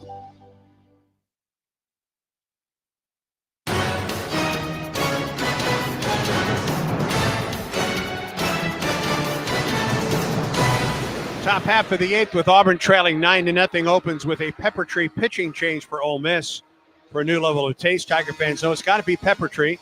For the best wine selection, the finest cuts of meat, visit Pepper Tree in Auburn and Montgomery and online at steaksandwine.com. Number 17, Will McCausland is on for the Rebels. 6 foot, 190-pound right-hander. A junior from Harleysville, Pennsylvania, to transfer from St. Joseph. McCausland 2-0 on the year, a 4.50 earned run average. This will be his 19th appearance and his 17th or 18th in relief with a couple saves. 21 runs, 18 earned on 35 hits in 35 2/3 innings. 46 strikeouts, 7 walks, 5 homers, and 255 the average against McCausland. In the SEC 1-0, a 4.50 earned run average. The starter tonight for Ole Miss is one of the big stories. Yep. Hunter Elliott goes 7 innings, gives up no runs on 4 hits, struck out 8, walked 2, threw 96 pitches, 61 4 strikes. It is his longest outing, by far his best outing of the year. 2 weeks ago at Oklahoma, he went 6 2/3, gave up 2 runs on 3 hits, walked 4 in that outing. Tonight, even better. This is now 4 starts in a row in which he has gone 5 or more innings and given up fewer than 3 runs. So he is rounding into form for Ole Miss at exactly the right time. He will get Chase Fralick, Bristol Carter, and then the top of the order, Rembert, as Auburn tries to climb back in this ballgame, trailing 9-0. McCausland winds and fires, and Fralick takes a strike off the outside corner. Bub Terrell has grabbed a bat. He's in the on-deck circle, left-handed bat against the right-handed reliever. Will likely stay in the game and play center field. 0-1 to Fralick. That missed outside and high, a ball and a strike.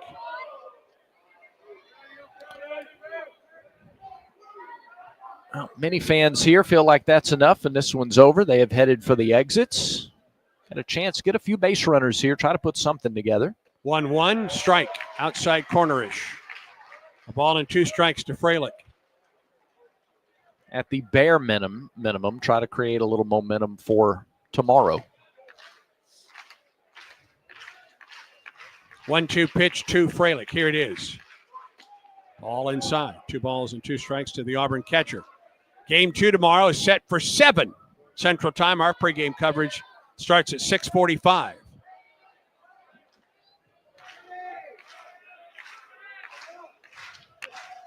Two and 2 to Fralick. Swing and a miss. Got him on a high fastball. That is 9 strikeouts tonight for the Ole Miss staff. And here's Bub Terrell.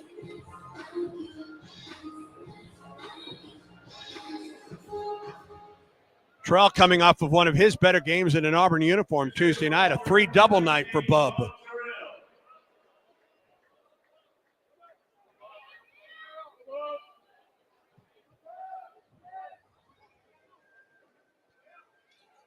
Wind in the pitch. Terrell takes it high and outside. Bub hitting .285 with 5 homers and 32 runs batted in.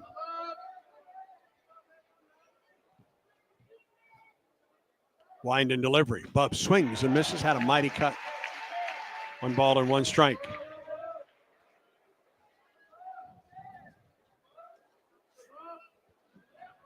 McCausland, fastball, cutter, change, and a curveball. And he steps off. Now back on. Pitch clock down to 4. Here's the pitch. Down the middle for a strike. 1 and 2 to Terrell. Righties actually hitting better than lefties against him. Right-handed batters 295 against McCausland, 64 points better than left-handers.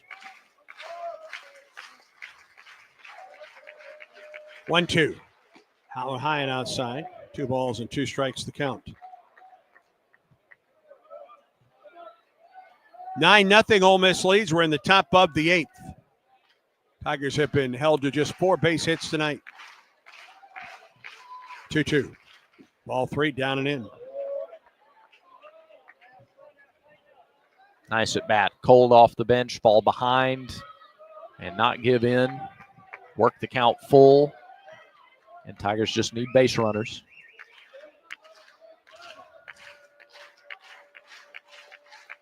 Full count pitch. Round ball to the right side. Second baseman to his right. Fields and throws to first for the out. 2 down in the inning.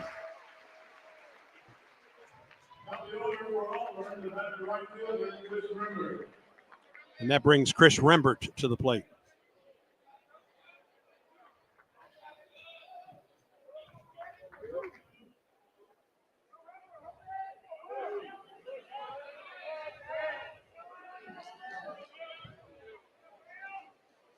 Two down, nobody on the pitch to Rembert.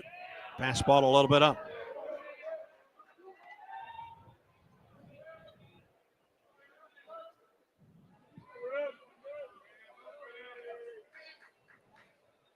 One-0 delivery. Rembert into center. Humphrey back at the warning track. Reaches up, may have brought it back in for the out. The inning's over. 3 up, 3 down for Auburn in the 8th. Rebels lead it by a score of 9-0 as Auburn baseball continues in a moment.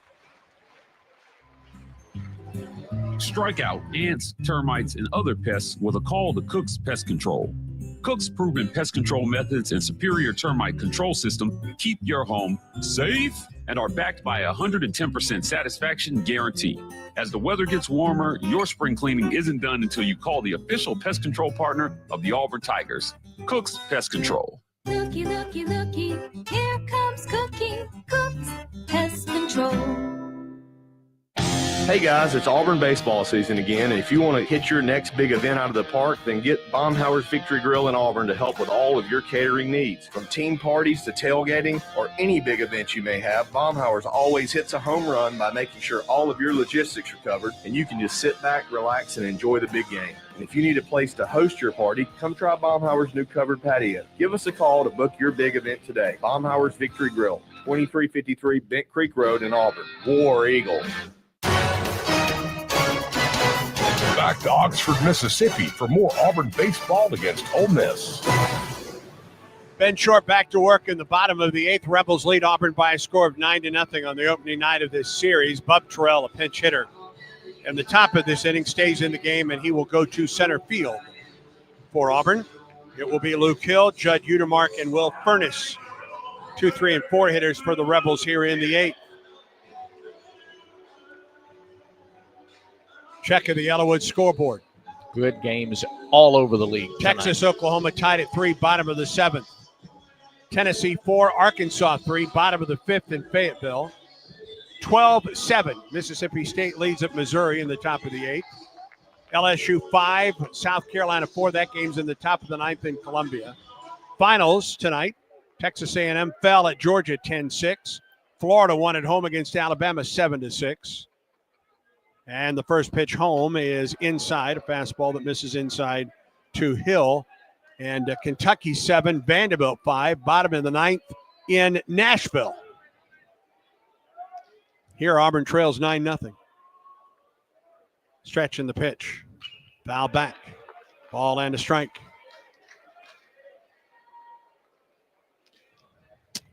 Vanderbilt has just walked off Kentucky Is that in right? Nashville. Wow. 8-7 the final. Yep.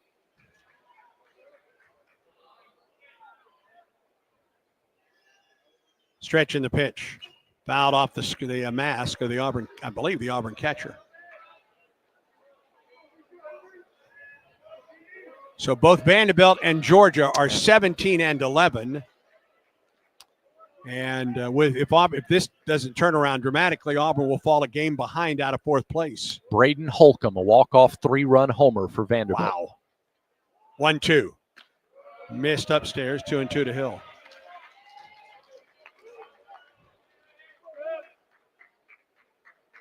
So far, the home teams have won tonight. So far. 2 balls and 2 strikes to Hill. Shore always works off the stretch. Here's the pitch. Foul back on another fastball, 92. South Carolina got a leadoff homer from K.J. Scobie in the 9th inning to tie LSU. Gamecocks batting in the bottom of the 9th. That's a 5-5 ball game. Ole Miss hangs on, wins this one. They're up 9-0. They'll be within a game of Auburn in the standings. Yep. 2-2 pitch to Hill. This low, full count.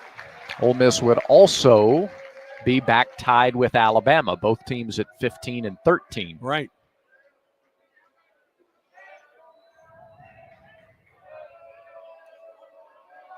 Full count now to Hill. Shore stretches. Here's the pitch. Hill chops it to Fabian. 2 hops to Derek. His throw to first in time for the out.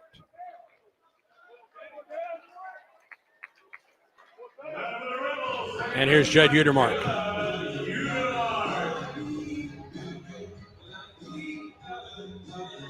Utermark is 1 for 4 tonight, but that one was a 2-run single in the 7th, and he came home to score another of the 5 runs in the inning for the Rebels.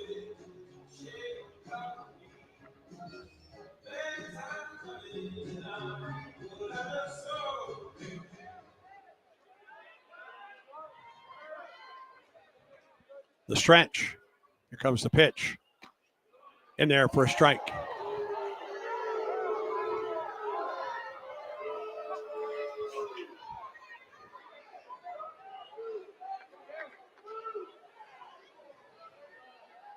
Shore off the stretch. And now the 0-1. Swing and a miss. Fastball down. Actually, changeup down. 0-2. If South Carolina finds a way to beat LSU, there could be a 3-way tie for 3rd in the SEC after tonight. Well, there would be, as a matter of fact. All at 17 and 11. Pitch. Swing and a miss. Strike 3. Shore with the strikeout. His 2nd of the night. K-Counter presented by Kia of Auburn, where you're always number 1.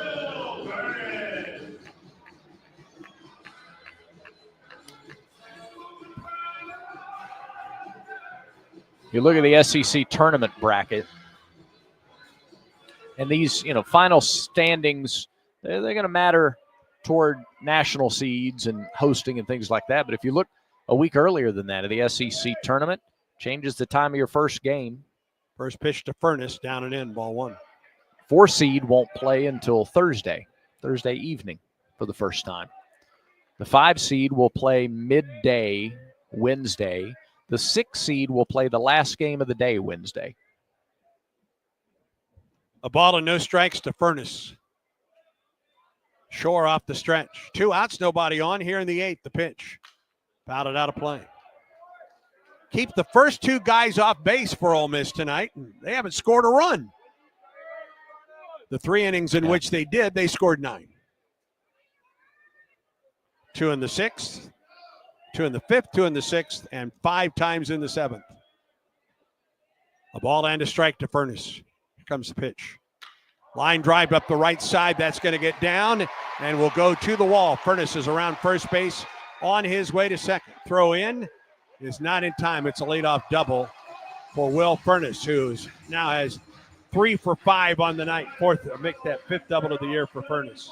Yeah, hits in his last 3 at bats. We talked about the potency of this lineup up and down the order. They've got guys that can do damage. By the way, South Carolina just got a triple from Jace Woida with 1 out, the winning run for the Gamecocks at third base with 1 out in their game against LSU. I would love to know how many base hits that the Furness father and son have against Auburn, because Eddie just murdered Auburn in his career at LSU. And Will's had a pretty good career last couple of years against the Tigers. He's at second with 2 outs, and Austin Fawley at the plate. Pitch on the way. Bounces up there. Nice block by Freilich to keep Furness at second base.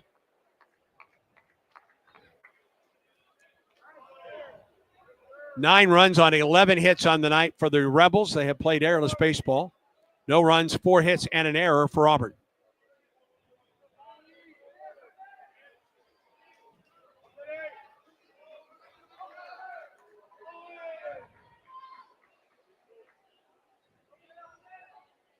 Stretch by Shore in the pitch.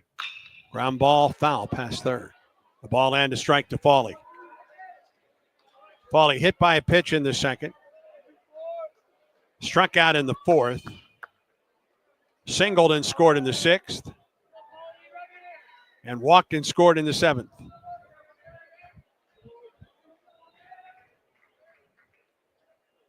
Ben Shore trying to get the final out here in the eighth. Stretch and the pitch. Right down the middle with a fastball. 1 ball and 2 strikes. And Shore saving that Auburn bullpen for the rest of the weekend as well. Yeah. Yeah, Dylan Watts, Griffin Graves, Parker Carlson, Cade Fisher, all still guys available. Ryan Hetzler, obviously. 1-2. Swing and a miss. Fawley couldn't hold up on a high fastball. Shore's third strikeout of the night. And the inning comes to a close. No runs, a hit, no errors, and a man left. We go to the ninth. Ole Miss on top 9-0. And this is the Auburn Sports Network.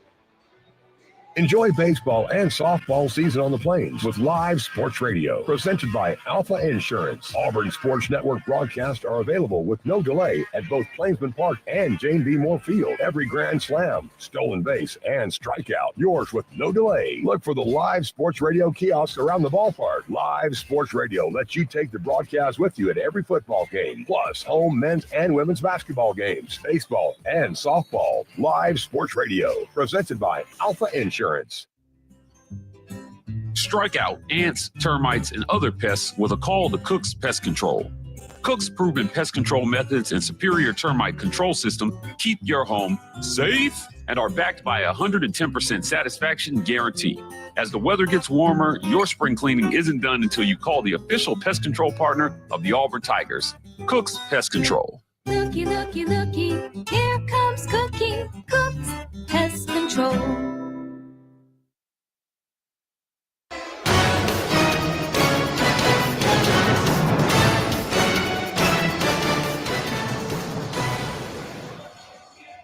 Pepper Tree call to the bullpen for Ole Miss here in the ninth. Ryan Rodriguez is on, a lefty, 6'2", 190, a junior from Fort Worth, Texas, and a transfer from Weatherford College. Rodriguez, no record, an ERA of 4.22, 17th relief appearance, 10 2/3 innings, 8 runs, 5 earned on 10 hits, 11 strikeouts, 3 walks, a homer, and opponents hitting .263 against Rodriguez. No record in the SEC and an ERA of 7.36. Will McCausland, an inning, gave up no runs, no hits with a strikeout. And now they turn it over to Rodriguez to try and close it out with a 9-0 lead in the ninth. For Auburn, it will be Guevara, Irish, and McMurray just trying to get on the scoreboard right now. Game 2 of the series tomorrow night at 7. Our pregame coverage, 6:45. Auburn softball plays its first game of the NCAA tournament tomorrow down in Tallahassee, Florida. Auburn faces South Florida at 11. Britt Bowen with the call on WEGL 91.1 FM starting at 10:45. Be day 2 tomorrow of the SEC Outdoor Track and Field Championships up in Lexington, Kentucky tomorrow. Guevara will lead off for Auburn here in the ninth. Stretch and the pitch from the lefty. And Eric takes it inside for ball 1. 0 for 3 on the night, a strikeout, and a couple fly balls to right by Guevara.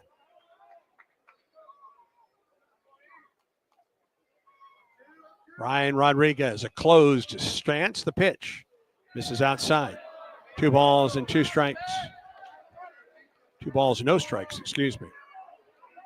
A 2-hit night for Eric Snow. The only other base hit tonight by Ike Irish. Take that back. One more hit by Freilich as well. Pitch. Ball 3 low to Guevara.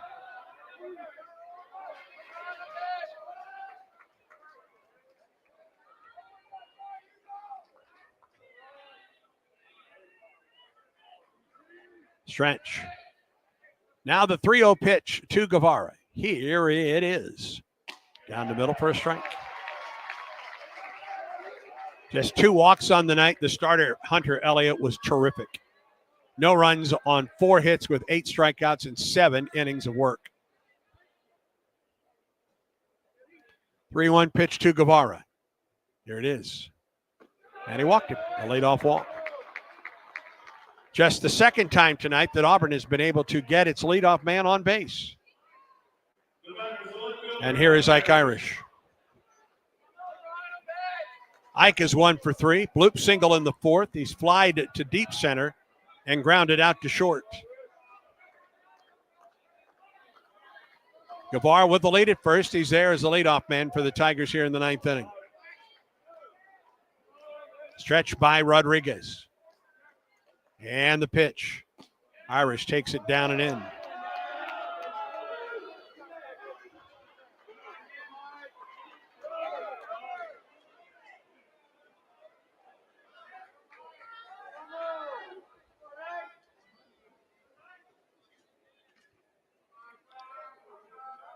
Stretch and the 1-0 to Ike. That found the outside corner. Ball and a strike.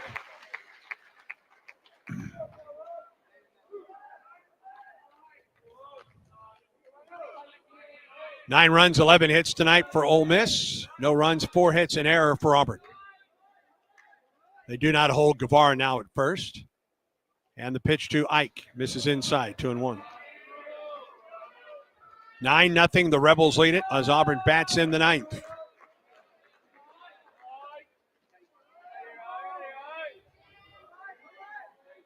Big lead for Guevara. They do not hold him at first. 2-1 now to Irish. And the pitch. Ike chops one up the left side. That's trouble. That's going to get down for a base hit. Guevara is on his way to third. Irish is into second base with a double. Flared one down the third baseline. And Auburn has runners at first and second with nobody out for Irish, his 10th double of the year.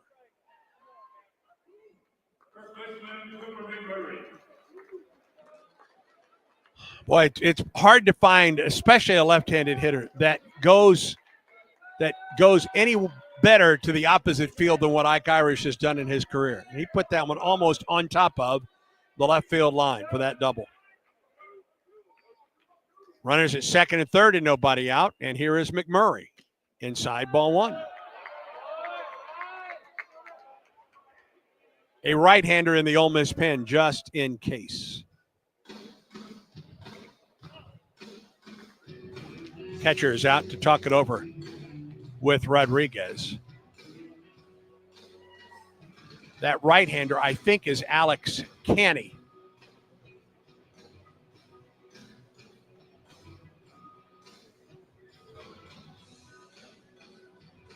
Yeah, number 55 in the pen, just in case.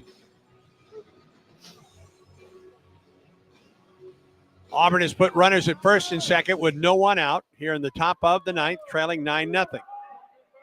Guevara at third and Irish down at second. Rodriguez off the stretch. Here's the 1-0 pitch to McMurray. Missed outside, 2-0. He throws, he goes into his stretch. It's a closed stance in the stretch for the left-hander. He's throwing across his body when he comes set. Now the 2-0. Just missed the inside corner. And that has been a strike at times tonight. 3-0 the count now to McMurray. Lucas Steele waits on deck. 3 balls and no strikes to Cooper. Pitch on the way. And there's a strike. On the outside corner, 3-1 now to Cooper McMurray. Struck out swinging in the second, lined to center in the 4th, and struck out looking in the 7th. A hitter's count now for McMurray. 3 balls and a strike with runners at second and third. Guevara is a third of the way down the line at third. The pitch, strike 2 to McMurray.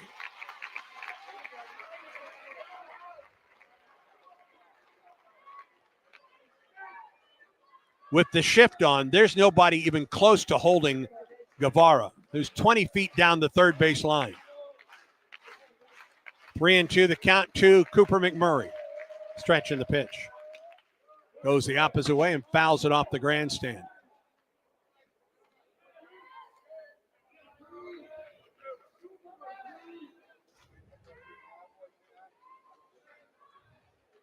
South Carolina comes from behind and beats LSU tonight 6-5. It's a three-way tie for third place in the SEC. 3-2 pitch to McMurray. Here it is. Swing and a miss at ball 4. Pitch was down and in.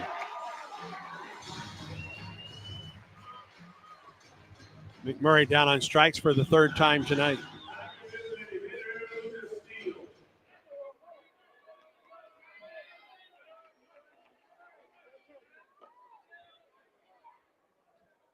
And that'll bring Mike Bianco out.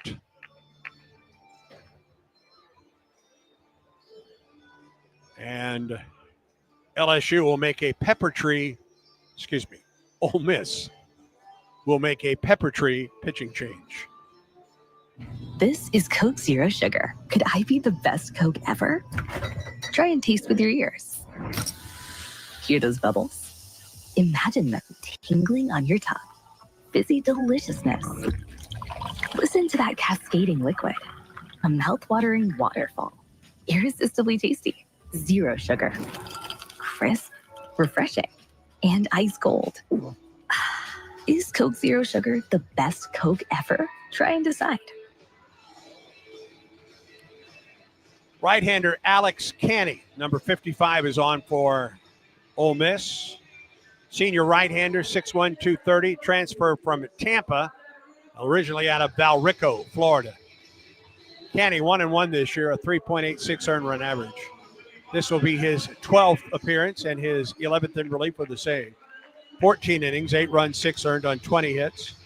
18 strikeouts, 6 walks, no homers. And opponents are hitting .323 against Alex Canny.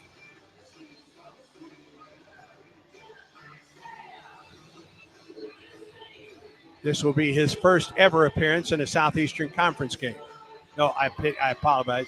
This will be his 6th. 1-0 in the SEC, a 1.69 ERA. That save came in league play, 5 1/3 innings. 2 runs, 1 earned on 5 hits, 7 strikeouts, 3 walks, no homers. And opponents are hitting .263 against right-hander Alex Canny. He is the 4th pitcher of the night for LSU. Let's run through the finals in the SEC tonight. Georgia 10, Texas A&M 6, Florida 7, Alabama 6, South Carolina 6, LSU 5. Top of the ninth, Mississippi State's going to win at Missouri. They lead 18-7. Vanderbilt comes from behind, beats Kentucky 8-7. Bottom of the 8th, Texas has gone ahead of Oklahoma 4-3. And in the bottom of the 6th, Tennessee leads at Arkansas 4-3. Here, Auburn trails 9-0. As the Tigers bat in the top of the 9th, 1 out, runners at 2nd and 3rd. And Lucas Steele will try to put Auburn on the scoreboard. Lucas has flied to center, struck out and grounded out to short. Canny trying to get the final 2 outs for Ole Miss. Game 2 tomorrow night at 7. Our coverage begins at 6:45 on the Auburn Sports Network.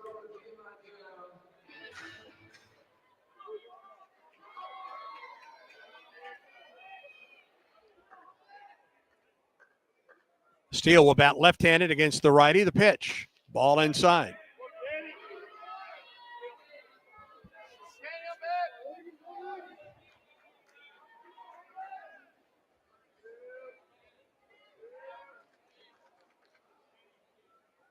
Stretch. And the pitch. That misses low. 2 balls and no strikes to count.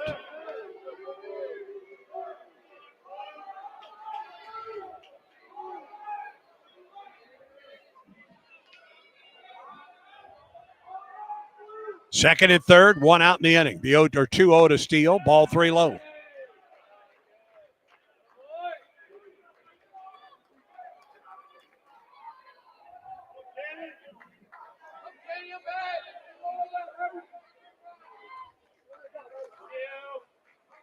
Stretch and the 3-0 pitch to Steele. Here it is. Strike call with a fastball at 93. 3 balls and a strike now to Lucas. Second and third, 1 out for Auburn. Top half of the ninth. Tigers trail 9-0. Here's a stretch and the pitch. Ball 4. Steele walks and the bases are loaded. And that is just the 3rd walk of the night for Ole Miss pitching. Guevara at 3rd, Irish at 2nd, and Steele at 1st, and Eric Snow to the plate. He is 2 for 3 on the night. Singled to left in the 5th, singled up the middle in the 7th. Stolen base as well. The pitch to him. Down the middle for a strike.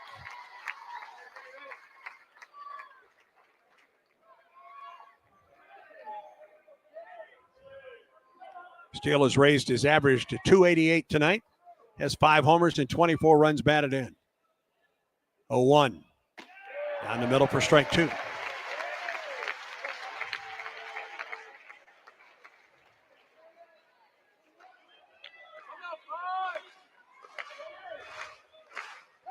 Bases loaded, 1 out. Snow behind, no balls and 2 strikes. Here's the stretch and the pitch. Missed outside, a ball and 2 strikes. Good eye by Eric.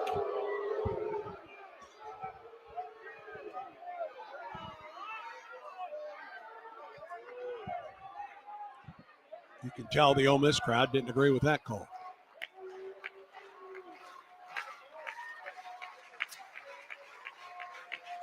One-two pitch. Down the right field line. That is fair. That'll get into the corner. 2 runs are going to score. And Snow is into second base. His 3rd hit of the night. A 2-run double into the right field corner. And it's a 9-2 ball game. Sent one down the right field line and into the corner. Guevara and Irish both score. Steele goes from 1st to 3rd on the play. 2 runs batted in tonight for Snow. That gives him 26 on the season. And a 3-hit night for Eric. And it's a 9-2 ball game.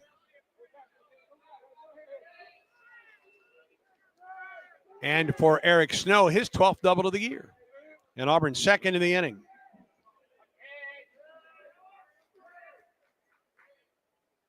And the pitch, right side. And we're going to get catcher's interference, I believe. Or was that a foul ball? Cade Ballou, I guess he fouled it off of his foot. So Ballou out to pinch hit for Fabian. I could tell something happened. Ballou fouled that off his foot all the way to first base. Goodness. Coming off of some heel trouble. It has been a wide range this year for Cade. Stretch in the pitch. Foul tip. Strike 2. 9-2 the score. If you're Auburn right now, you're looking for any kind of momentum to take into tomorrow night's ball game, if there is any to be taken.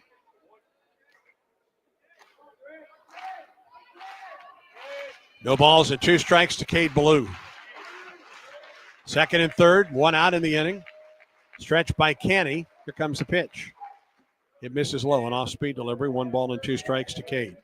Good to see him available for action again tonight.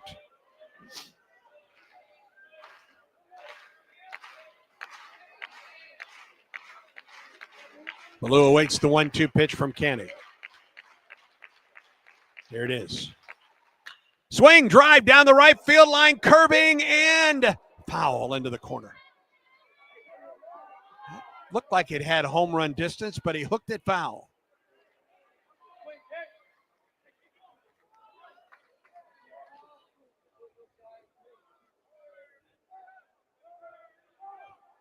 Count remains a ball and 2 strikes to Cade Ballou. 2 runs home on the double to right by Snow. Ballou was trying to do the same thing there, just out in front of it. Another right-hander in the pen for Ole Miss.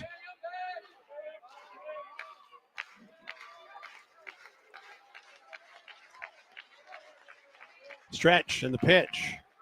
Misses low, 2-2 the count. The right-hander out there is their saves leader, Connor Spencer. Love to get him in this ball game, just to throw a couple pitches. Steele at third and Snow at second. 9-2 Ole Miss. One out, top of the ninth. Stretch in the pitch. Blue swings and misses and a fastball away.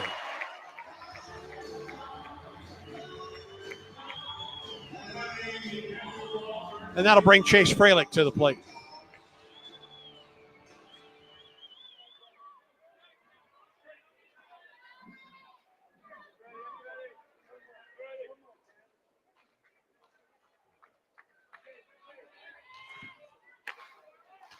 Two down and runners at second and third. Fralick at the plate, 1 for 3. He had the first hit of the night for either team. Pitch to him.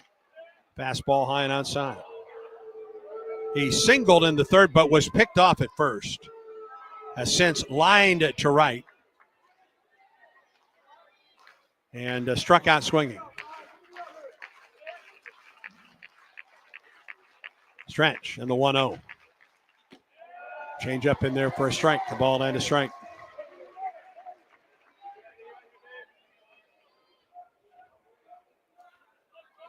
2 runs, 6 hits, an error for Auburn. 9 runs, 11 hits, no errors for Ole Miss.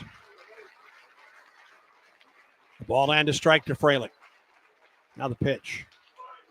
Foul back on the changeup. And Ole Miss a strike away from getting game 1 here.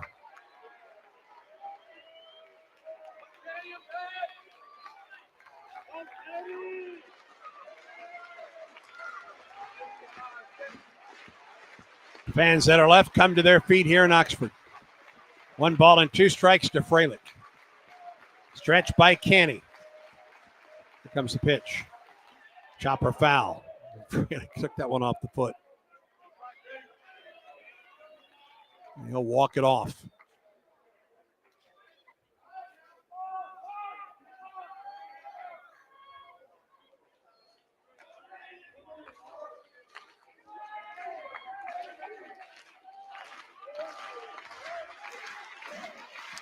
Steele at third, Snow at second, 2 outs, a ball and 2 strikes to Fralick, top of the ninth. Auburn trails 9-2. Canny stretches, and the pitch. Missed high, 2 balls and 2 strikes to the Auburn catcher.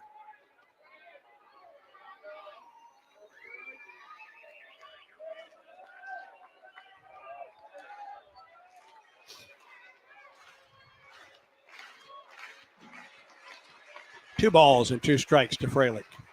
The stretch by Alex Canny. Here's the pitch. Fouled it up and out of play off the left side. Good fight for this Auburn ball club. Even down 9 at one point here in the ninth. Couple runs scored on the double to right by Snow. He's at second. And Lucas Steele down at third. Base hit here could cut the lead to 5. Stretch in the pitch. And Fralick stayed back on that one, 85 miles an hour, and fouled it up and out of play off the left side.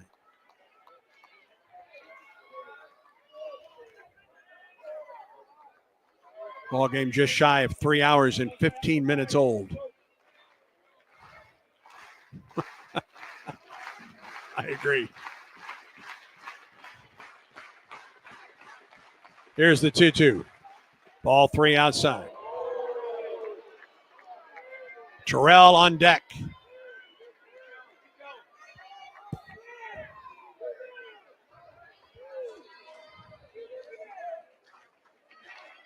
Runners at second and third with 2 down. 3 balls and 2 strikes to count to Fralick. Canny comes set. Here comes the pitch. Into the dirt, swing and a miss. They'll throw to first, and this game comes to a close. Canny strikes out Fralick to end it. Couple runs, 3 hits in the inning for Auburn. The Tigers fall tonight to Ole Miss 9-2. Auburn baseball continues in a moment. I like what I like, and I do what I want.